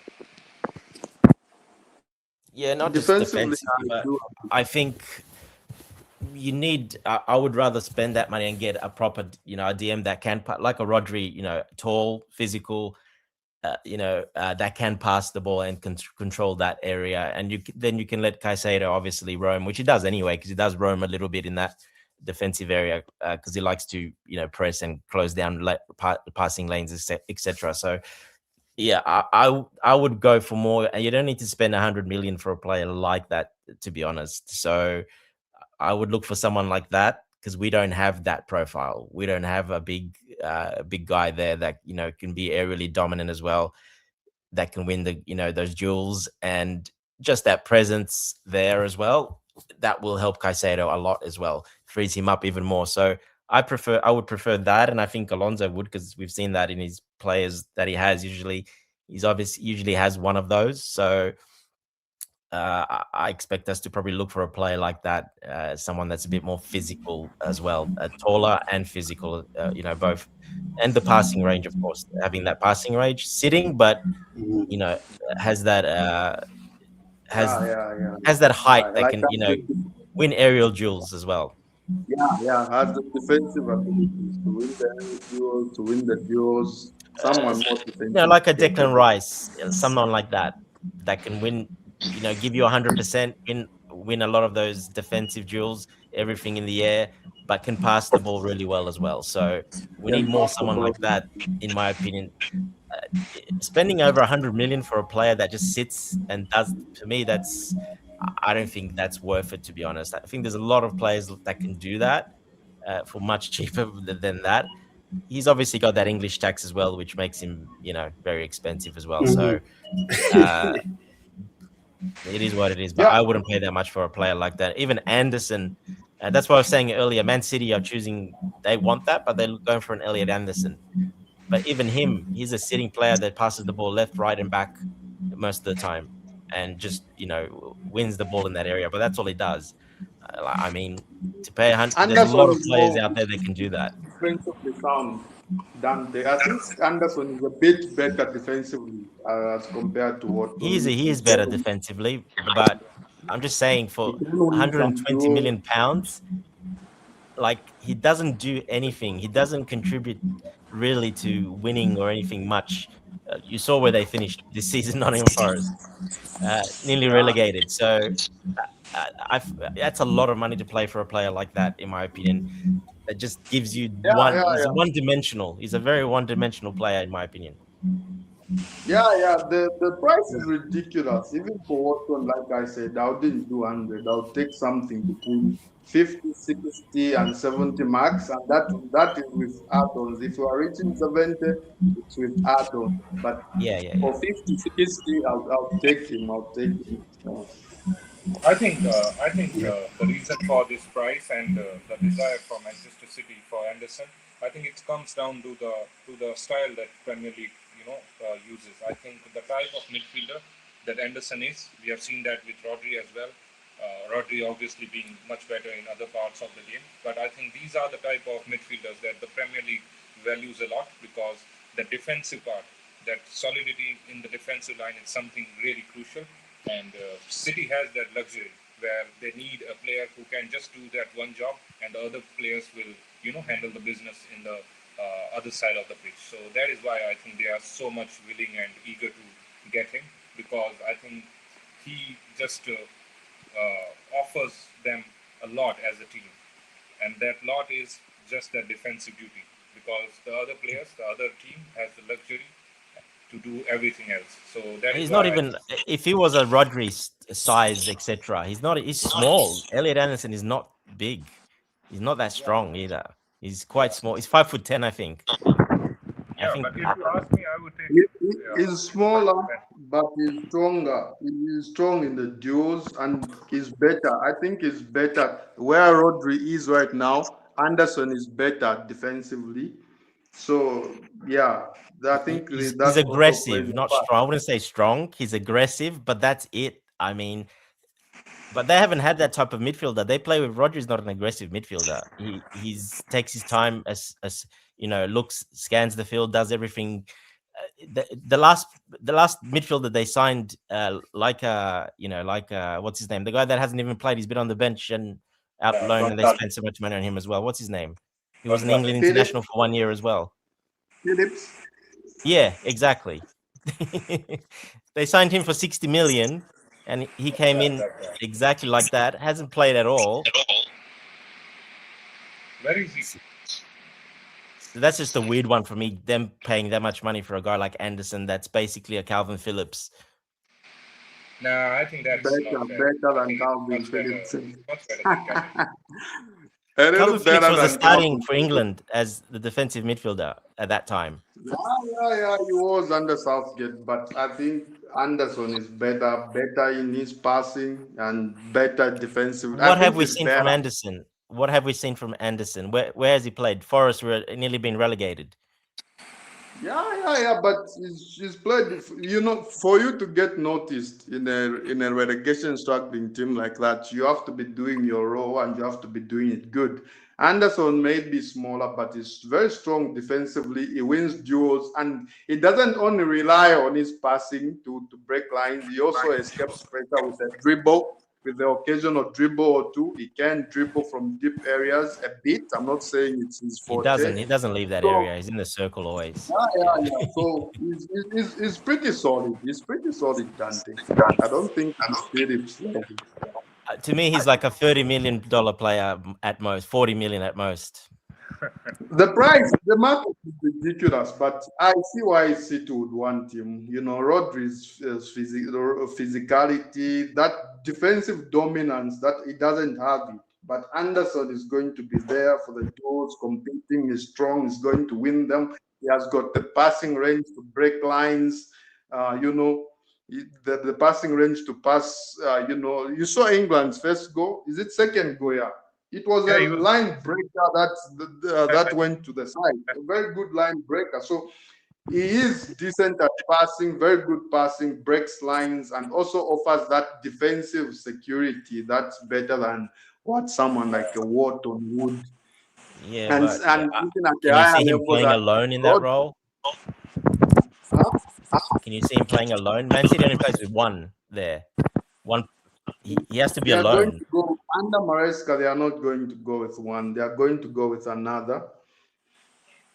So I see someone playing alongside him and contributing more to the attacking side. We've I played with one expect only him to most be, under Maresca, I expect Charles. We him to played be with the one. deepest player. Huh? We only played probably a handful of games that we put two defensive midfielders, but we've always only played with one. Maresca prefers one defensive midfielder, so that's why it's a bit interesting. Him alone, I don't think can do it. If he has like They Rodri are, next they to him, are, they yeah, are not good. paying. They are not paying 120 million to obviously put him on the bench. He's going to start, and they expect him to be the deepest player. Maresca, he can surround him with other players, with maybe a Rodri and a more attacking player. I don't think he's going I don't think to. Maresca's going there to change systems. To be honest, that's not what's going to happen. There's no way they're I changing don't from the think Pep Maresca system. is going to do the same exact things that Pep did, like putting one DM and putting two creative players either side of him. I expect him to put another more defensively Even minded player, but going to progress it even more like a Lodi I don't or see that Reinders. happening.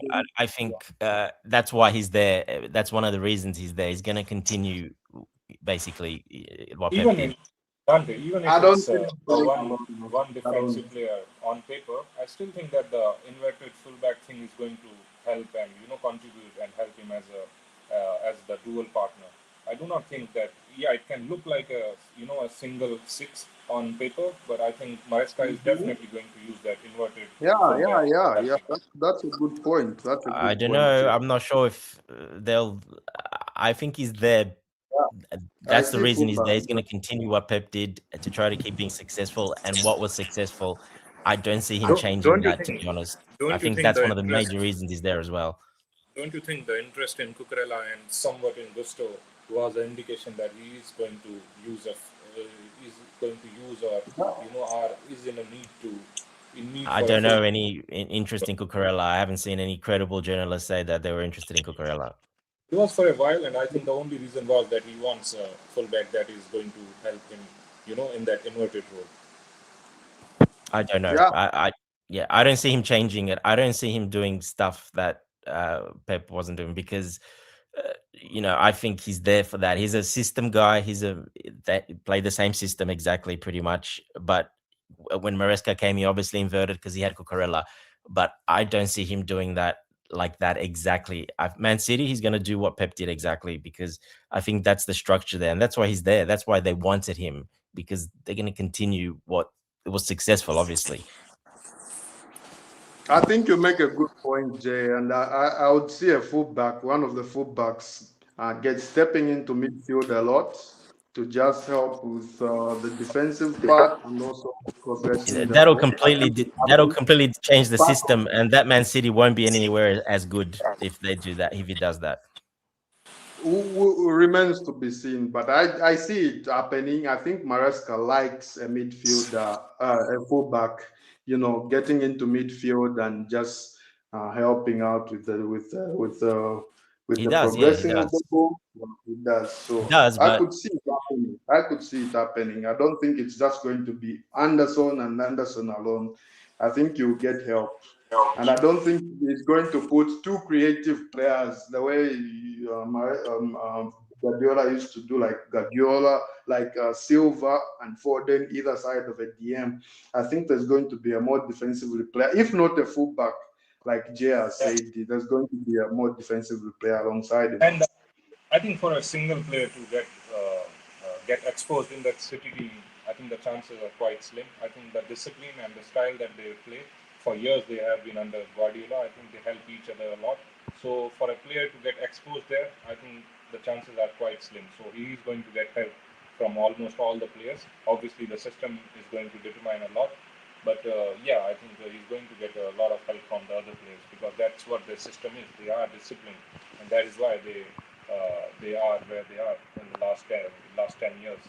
So yeah, I think he's a good player, and the system is going to help him as well. And remember, the comparison with Nottingham Forest is just not valid because Forest just used to sit there because opponents are going to come and attack them. With City, it's not going to be the same. It's City the one that is going to attack them, the most of the opponents, and Anderson is not really going to have the same duty as he was having under Nottingham Forest.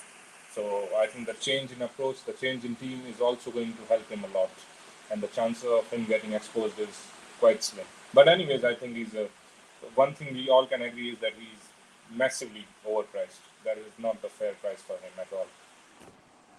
No, Yeah, and yeah, that's really in a way because we want to sell Enzo. In a way, maybe it helps that way, but it really stuffs up the transfers. As in for other clubs, setting that precedence, it doesn't really help. And yeah, it's too much. Like I mean, come on, he's a one-dimensional sort of type of player that plays in that.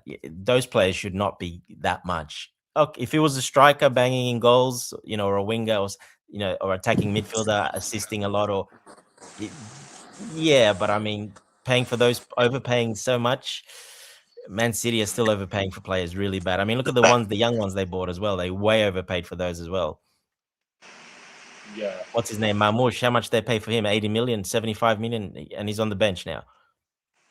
he's on the bench I now, but he wasn't some kid. He was a first team player performing at Hoffenheim, scoring goals, starting every game. It's not like he was some kid that was brought to be benched. He came in straight into 11, scored goals, and Guardiola at some point then started dropping him. I would have said it like take Mamouche at Chelsea. I mean, he scores goals, he attacks spaces I really wouldn't take well. him. No, I wouldn't. I don't like I the would, style he plays. I would, I would. I like players who score So you're goals and saying they didn't attack. overpay for him? Mamouche, Yeah, what was the final price? 70 million pounds or like 80. euros? I think 80 million or something. yeah, he's It was 85 million, I think. Yes. 85 million Yes, euros. euros. Yes. The fair price would have been around 60 for him, but the market is crazy. So yeah. I they think did. the And price he 300 paid for salary as well, I think. yeah. No, no, I didn't doubt it. No, it's probably not 300. I think we have covered 280, this sorry. topic. I just really want to directly ask you, what is the perfect partner as a midfielder for Caicedo if Enzo is Where did supposed to? Caicedo? Where did Tebega run off to? What's he doing? Jay, Yeah, to yeah, answer your question, Jay, for me, Elliot Anderson would be the perfect partner for Caicedo because not only can he do the passing, he can't do it at Wharton's level, but he's very good at breaking lines and he's got a range. But he offers also that defensive stability. He wins duels, he wins headed duels despite not being the biggest guy. He's not small, he's not the biggest, but he's not small, he's average size. So he offers that defensive security more that Wharton lacks. He offers it and also can do the build up stuff and the passing range stuff. I think he's a more well rounded partner for Caicedo. He's the one I would take, but Charles. I mean, from the available ones, not the obviously the one that he's obviously going to City. So from the available ones who are practically gettable.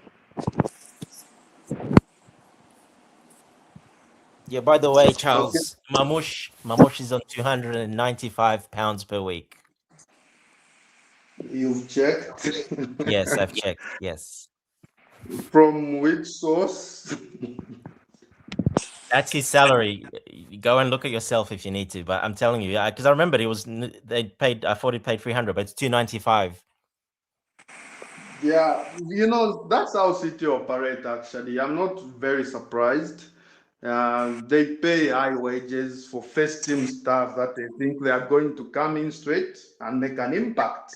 They don't pay exorbitant salaries to guys like Echeverry, these guys on loan like like that Brazilian Well, no, center he's back. 18, 19. They're not going to pay that. But Mamouche, I mean, Yeah, that's a lot of money yeah. for a guy from Hoffenheim, to be honest. Mamouche That's was for one of me. the best forwards. Mamouche was one of the best forwards in the Bundesliga when they signed him. Well, Yeah. there's been a lot of We really good got scorers in the Bundesliga. That doesn't mean they're that good. Yeah, you look at the average price for us, and it's close to what they signed Mamouche for. I'm trying to give you context of where he was and why the price would be like that. We got average for nearly 80 as well. We got average for nearly 80 as well. And Mamouche was scoring more than Average was doing for Leverkusen. So I would understand why they would pay that and why they would pay him that, because they do for players, first team players that they are going to put straight into the 11, they pay high wages, unlike us. Especially for a striker, he was never really going to come and bench Haaland, so it's more surprising. Yeah, they bought him he's not as a starting more over Haaland. second striker option, like after Julian left, that role that Julian Alvarez was playing when Yeah, but he hasn't done it. Haaland. He's flopped in a way because he's been on the bench the last, he came in the first 10 games, did all right, but then he was dropped. So to me, he's flopped. A player like that, that's 80 million and 300K per week to be on the bench. Yeah, but he still gets goals. I think if you look at his goal to minute ratio, you are going to find it not as bad as you think. I think he still gets goals, and it's one of the reasons I would want a forward like that at Chelsea.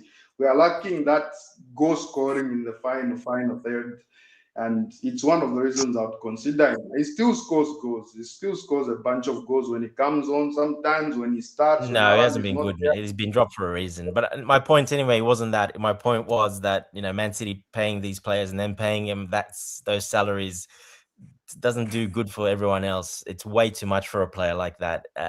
Like I said, he didn't even play for a big team. Hoffenheim are not a big team in Germany. They're one of the smaller teams. They're not a big team. They're not even top 5, not even top 8. So not even top 10 actually. I think so. Bundesliga, Dante. There's no established top 8 or something. Of course there is. What do you mean there isn't? How isn't there the only established? position, maybe you expected Dortmund and the Bayern to be in the top 2. The rest of this season, Frankfurt will step up. They'll finish in the top 3. The other season, they like Leverkusen will there's step big up. clubs. There's Stuttgart. There's Bremen. There's some massive clubs. What do you mean? There's heaps of big clubs there that are top clubs. Hoffenheim's not even close to those. In recent seasons, I'm looking at performances in recent seasons. These guys, they change those positions a lot depending on who's having a strong season this season.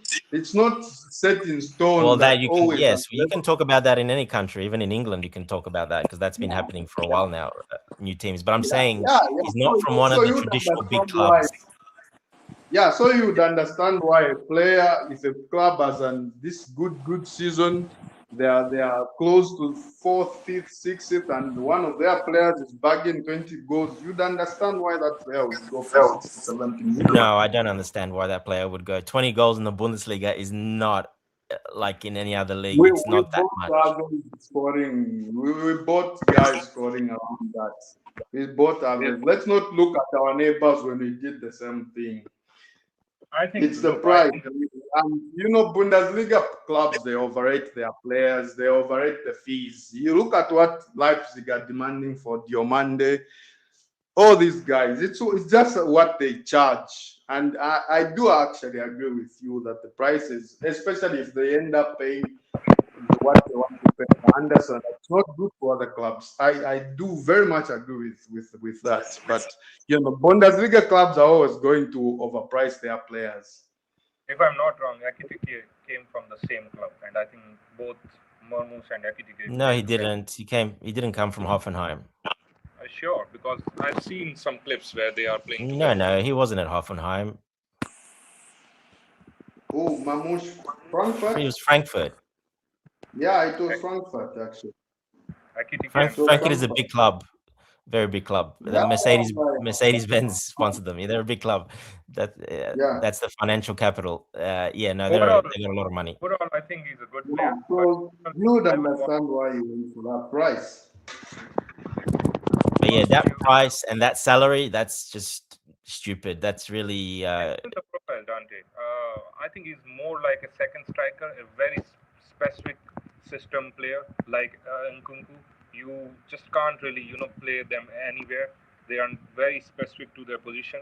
I think Marmoush is another case of Nkunku and maybe Howard. it doesn't matter where he plays. I'm just saying I'm talking about the money wise, paying that much for a player like that, and also giving him that type of salary. That is not good for the game, to be honest, because I when agree. other teams need to buy, well, now everything's going up to 100 million instead of being like, Chelsea 50, 60 million, that's not a good way the game is going. Everyone's just putting 100 million on each players. I mean, what are you going to do then? There's going to be no many transfers. Didn't he arrive in the January? It was January, yeah. Yeah, I think that. Oh, no, it wasn't. No, I don't think it was. It was January. Was it January? No, I can't remember. Yes, it was January. I think it played a role. It played a role in his price going up. Clubs normally don't want to release them in January. I remember Haaland got an injury as well, so they were desperate to get a replacement, and I think that is where the inflated price came. Well, not just him, even the Kusanov guy, the young Uzbeki or whatever he is, Ukrainian or Uzbekistan, I can't remember. I think he's Uzbekistan. They paid a ridiculous amount for him and gave him a big salary as well for a young 20-year-old kid as well. So yeah, I mean, City is getting away with a lot of these deals. Even Reinders. For Kusanov, it's great value for money. I don't agree that they paid. Looking at where he is now, one of the best. What did he achieve? What did he do? What makes him good value for money? The performance. Look at where he is now. That makes it value for money for me. He's one of the best in the Premier League. He's managed to bench an established player like Ruben Diaz, who might even end up getting sold. Right now, when you are looking at CTCB options, he's a first name on the team sheet. Him and Gueye are their best options. It's value for money. It's something that we don't do. We sign players at high prices and they end up flopping. But Kusanov is actually coming good. You're saying Kusanov was not signed for a high price? The right potential. Come on, Charles, please.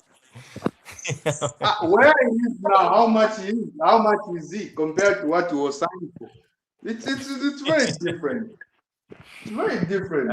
It's very different. That's a good investment in potential that's actually translating on the pitch, and the development is as projected. So, what do you mean? He didn't hardly play when he came in. He played. He was really bad. He got dropped for a while, and then the injuries. He came back in because there was injuries. But otherwise, he was dropped. Yes, Pep Guardiola put him straight in. A kid from France, and he didn't do well, especially in the first game against us. Didn't do well. Then he got him out of the firing line, made him settle, gave him time, and he had an injury, like you said. Then he came back into the team, settled, and he's showing his level and he's developing the way that he should. So it was about Pep realizing I shouldn't throw him straight in. I don't know about showing his level. They conceded a lot of goals in those last 7-8 games where they needed to win those games. A lot of them was down to errors and the way the defense was with Kusanov in it because he had to play. Not from him. And they were in a title race, Dante. And they were in a title race that went until the very last few games. So they were doing something right. Yeah, but they kept conceding goals. I'm just telling you, their defense was horrible. Man City's defense was not good. They were conceding goals, but it wasn't horrible. Everyone could see how good Kusanov is. I mean, everyone could see the aggression, how he was winning those last-ditch tackles. Yes, he's very aggressive, but that doesn't make you a good defender, Charles. If you're an aggressive, it doesn't make you a good defender. I'm just saying a reason why they conceded so many goals. Doesn't make him a good defender, but it makes you a good defender if you are winning balls cleanly and you are aggressive. It's a very good attribute to have for a So copping defender. 2 goals per game when you need to win is that a good defending as a centre back? You take that as your centre back. Huh? I'll take Conceding Kusanov as a conceding centre 2 back goals per right now. game. I don't think. Better than anyone here, I'll take Kusanov. I'll take Kusanov next to Cole. Better than all these Badiashiles and Fofanas and everything that we have. I would give them all of them for Kusanov right now. It's pretty obvious. He's one of the world's best young centre backs right now. You put Fofana in the Man City team, it's the same. It's no different. So no, I don't agree with that. I mean, Dante. Come on, Dante. Give the boy. so why do you concede 2 goals per game as a centre back? Can you hear me, guys? Wise, why? Yes, we can hear you. Get the grip of it. Tobago's back. Are you back? What are you Yeah, I'm please start getting away from network. Talk to me. Yeah, man, I'm laughing. I'm laughing at Vince exclusives. Yeah, it's not saying he won't give you exclusives about players that we want to sign, but he's going to give you the exclusives about players that are not going to sign for Chelsea. It says exclusive. It says you're not interested in those deals. Cambiaso, backed by Uneri Stones. What is this, man? This is because they don't know, because nobody knows, which is actually a very good thing. I like this because no one knows. like Vince this too. doesn't know. He's only got one connection. He doesn't really have. He's not that. He just puts the news once it comes out. He doesn't have connections, Vince. But this is why he doesn't know. That's why he's been going on about like this. And all of them, they don't have no idea what's going on because there's nothing leaking out at the moment. It's changed a lot this season, and I'm happy to see that. That's great. I don't need to be 100 times coming out 100 different. They're still doing it. Journalists are still doing it, but they're doing it blindly because they have no idea who we're looking at. So they're going to put lists. They're just going to, decide they're going to add so many players in there that, you're bound to hit one, but no one knows exactly what's happening at Chelsea. They've finally got that under control. It's a good thing, but for me, only what we end up doing actually. What we end up doing actually. Yeah, it's a good method. Yeah, something is going on behind the scenes. Yeah, of course they're working behind the scenes. We know they're working, and we just know we're waiting for the 30th of June, as a lot of clubs are, not just Chelsea. There was some clubs that can spend, but we waiting for the new rules to kick in, and when that passes, because we're not in Europe as well, we are able to spend 85% of our salary, not 70%, like if we were in Europe as well. So the new financial rules are also, the PSR has been a little bit lightened for next season as well. So you're going to see a lot of business getting done. Add the World Cup year as well in that. Well, that it's all going to be after the 30th of June. Nothing's going to happen until the 30th of June. Yeah, so I hope they sign quality players. Their approach is different. It's good. But at the end of the day, what they sign, who they sign, that's going to matter.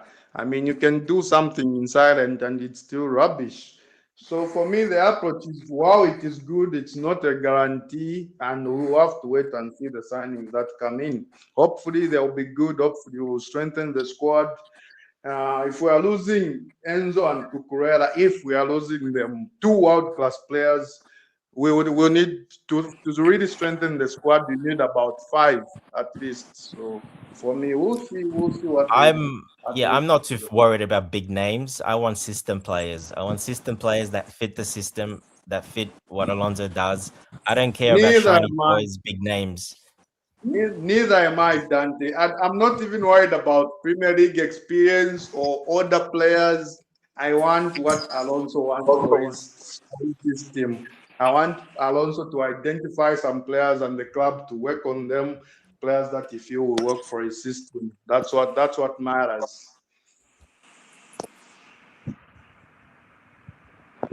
Tobago, you good? We can't hear you. Nope, we can't hear you, buddy. Ah, man. Now.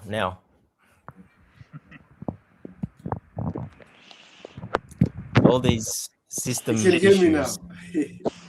now. Yeah, we got you, but I think you're delayed still. I think he's still getting delayed. Yeah, I think my issue is that my PC was updating, so that's why I was blinking all the Yep, time. So it's yep. busy updating behind the scenes, and then yeah. So but anyway, if you guys still talking, it's fine. We can continue. But if nothing to add, I think we should wrap it up. But before we wrap it up, I want us to talk about this Hato thing. What are your thoughts about? I'm not Hato. Baku playing as a left back if you don't sign a left back. Are you happy about it? Nope. That's a Yeah. big knock from me.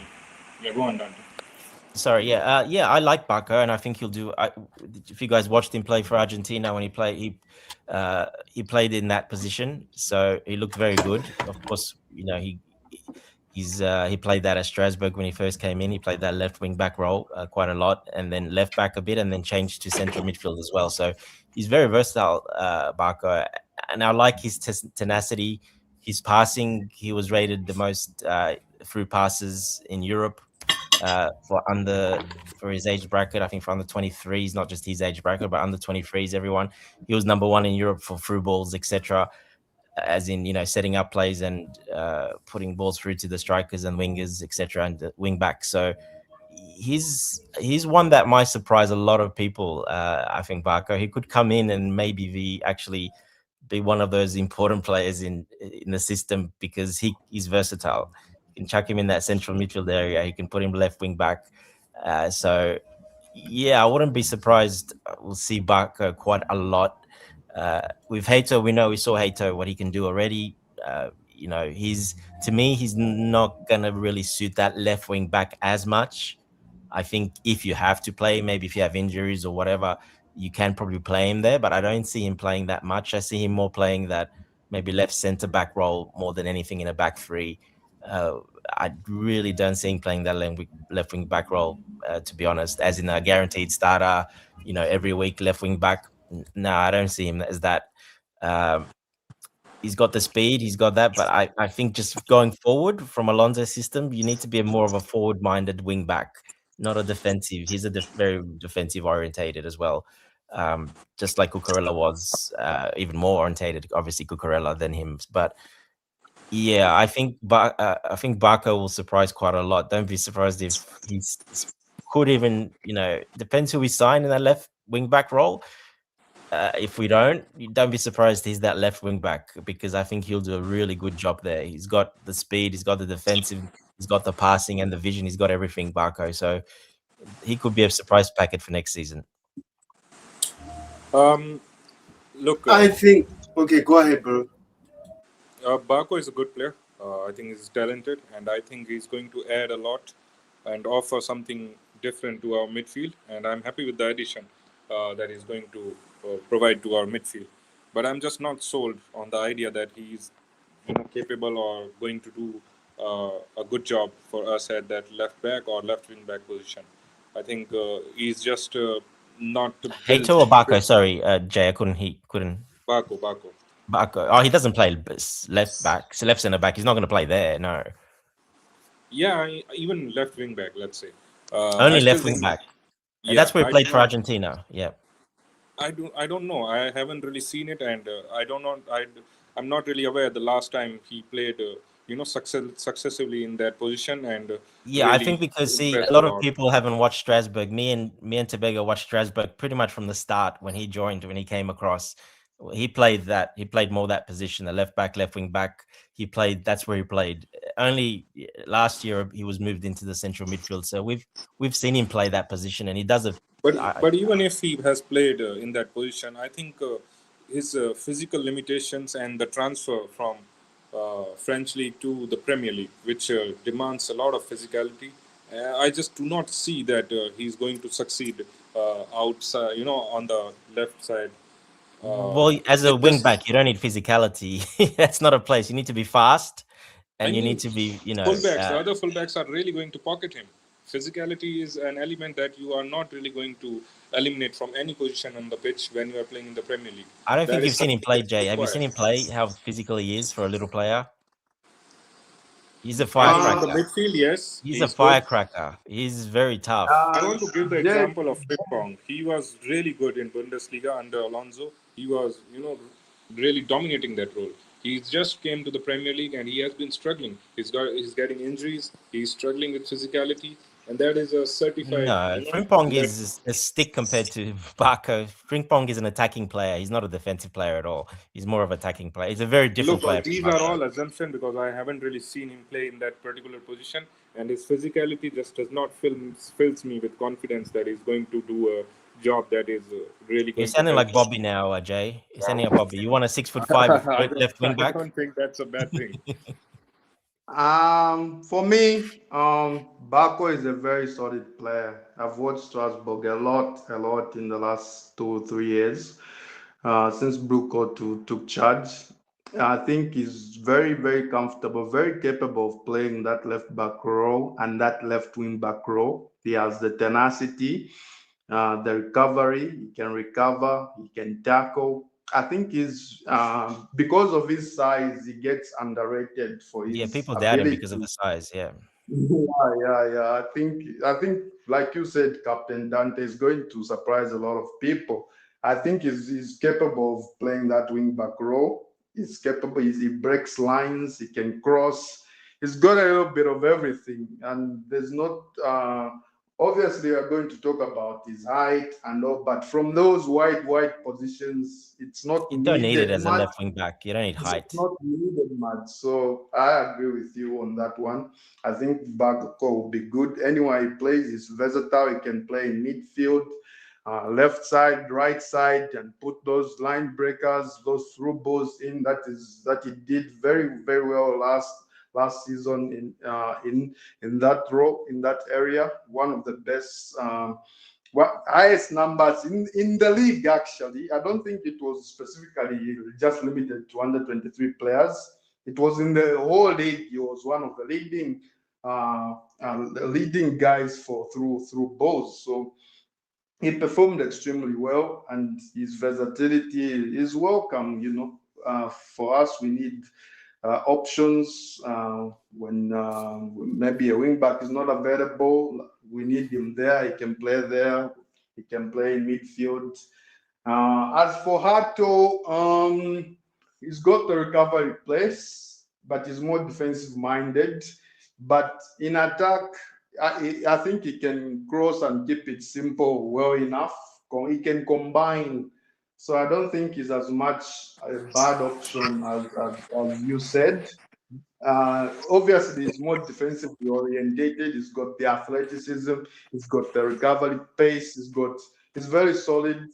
But his passing and combinations with attackers is underrated. And I think from a wing back, if you are not crossing, you need a guy that's going to be comfortable combining with those players and putting in an occasional cross when it comes. So I would be opposed with Ato starting as well, and Bako coming in as well for that role. I would be happy with those two as our options for that left side next season.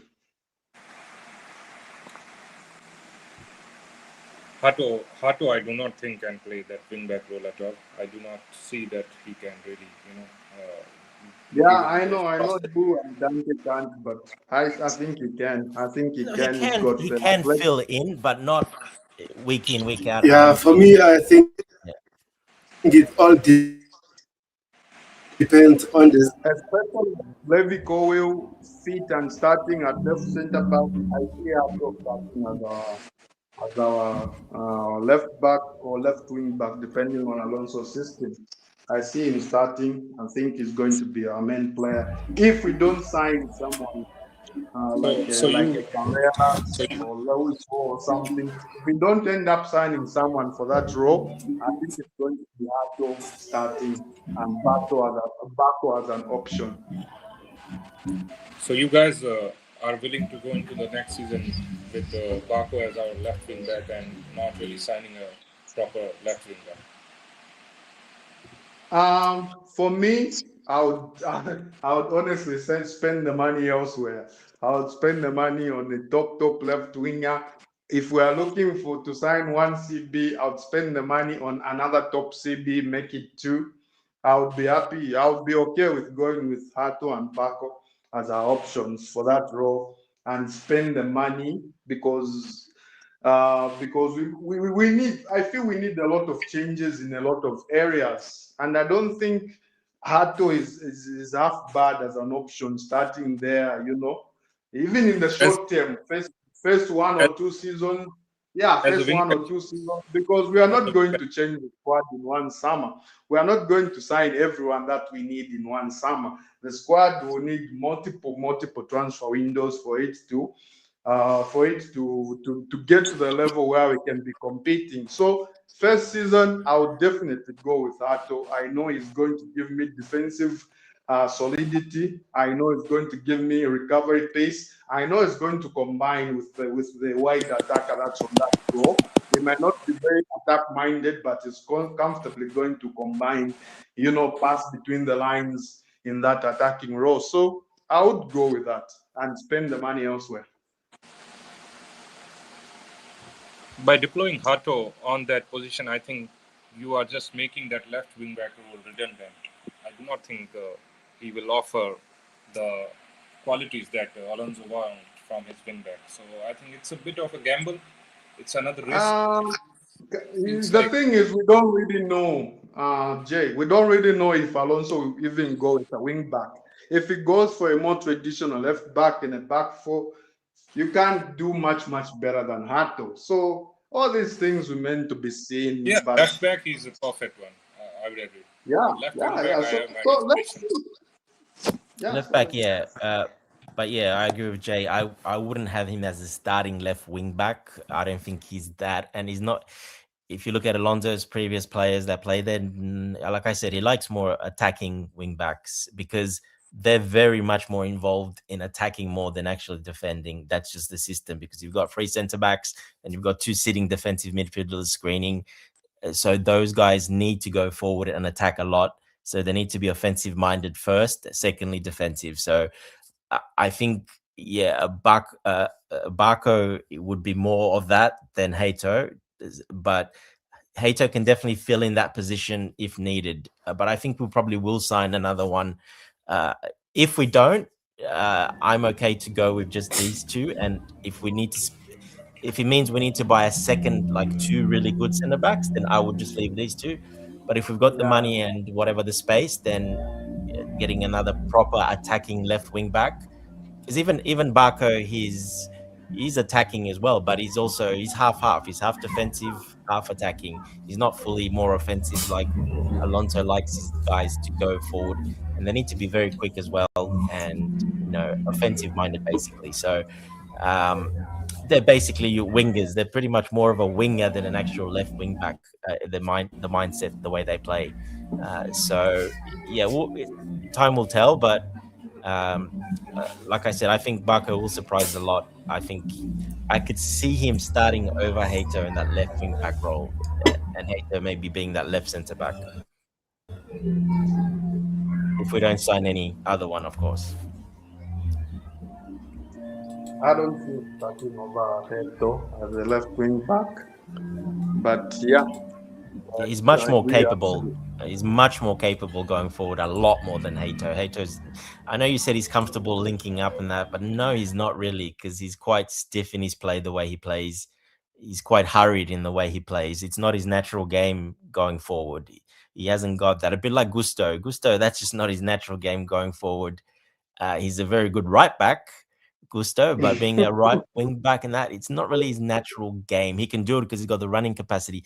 But once he gets in even that forward half, he's even not going the to do much, defensive Gusto. side He's just doesn't not. look natural in Gusto. What's that? What what's natural for Gusto? Even defending, you're saying is not going forward is not his game.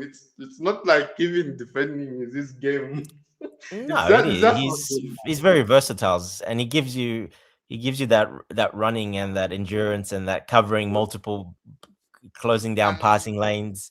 it gives you quite a lot. People don't see it, but you Exactly. need a player like that in a squad sometimes. You need those runners that do that.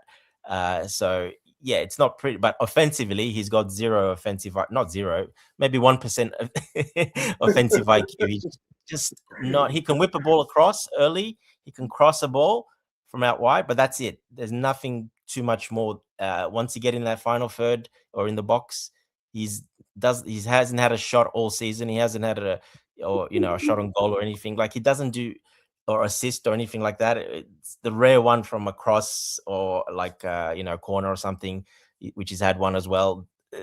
They're not really assists, but their statistics, they're assists in statistics. But he's not going to give you much from that right wing position, and I think that's why we've seen quite a lot of reports with Gusto that he might maybe make a move or some.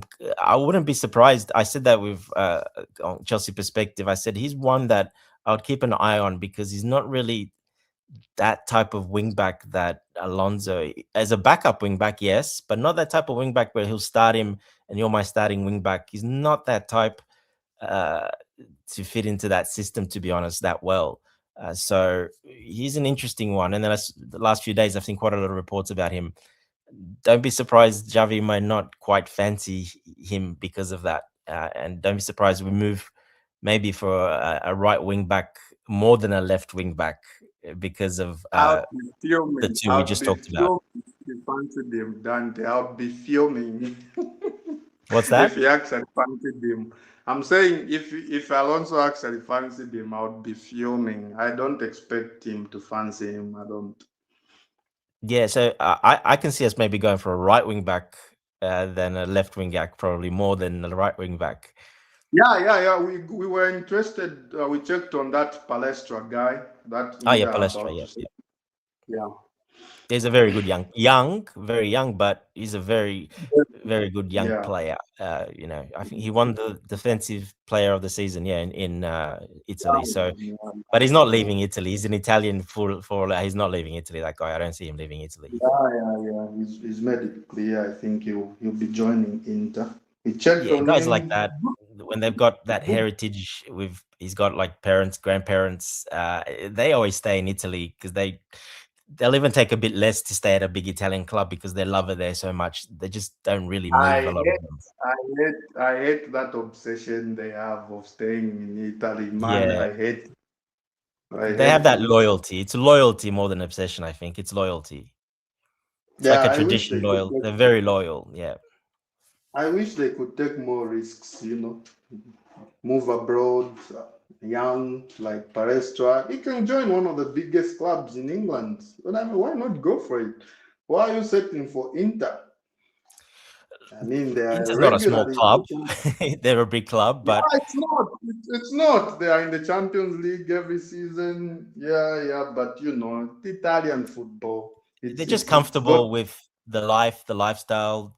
Like I said, the people they have around them. It's very loyal. It's very, it's Italy.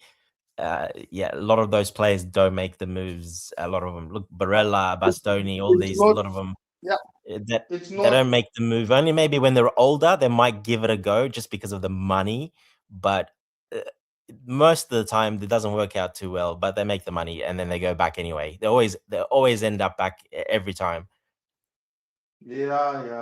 They are very, very attached to their. Even the managers. I mean, Sarri left us because he got attached. He got homesick. He wanted to go back to Italy. Italians have got that attachment to the place. That's why they swap around. Pretty much all the managers are Italian. They're all Italian, the managers there. Yeah, there's not many non-Italian managers. Most of their top managers just swap around teams. He's at Roma, he's going to Inter, he's at Napoli, Juve. It's just a merry-go-round. It's crazy. That's what they do, yeah. Tobago, you there? We can't hear you, Tobago. Man, I'm using my mic, but you can't hear me. What's wrong? Yeah, I think Yeah, we wrap it up. Thank you for holding for me. My PC, I didn't know it had a lot of updates. That's why my network is so bad today. Well, Nah, yeah, if you don't haven't worry. turned it on because you fixed it, We obviously, were, then usually the updates, yeah, if you haven't turned it on for a while, then the updates, yeah, they just kick in all of them at once. Yeah, now I'm don't using worry. my phone. That's why. Yeah, much better. Yeah, No, should have used the phone from the start. No, we no, were in no. the capable hands Say of again. Captain Dante. What's that, So, Charles? I said, don't worry, we were in the capable hands of Captain Dante. Yeah. No, don't call me captain. People don't like that. Don't call me captain. Only Coachella is allowed to call me captain. Only coach, why not Dante? Is that discrimination? No, because people get the wrong impressions and they'll say other things. But no, I'm joking. It's all good. Don't worry. You probably don't know. You don't get it. Tobago The gets it, but you fans, probably don't I get it. see a lot of comments from the fans calling you Captain Dante, and I kind of like it. I'll take it. I'm happy with that. I don't mind. yeah, so thank you guys for holding up for me. So I think we should wrap it up and then let me just fix this computer, see what is the issue. No problem. Okay, thank you, Charles. Thank you, Dante. Thank you, Jay. Thank you guys on the chat. I was not able to read some of your comments because I was busy fighting with my network and then updates on my PC. So I really appreciate it. No problem. Take care, guys. Thank you, Tobago. Thank you for reaching out. Thank you, Captain Dante. Thank you always for the Mr. opportunity. Zambia. No problem. Mr. Zambia. Yes. Up the Charles. Take care, guys. Cheers. Cheers.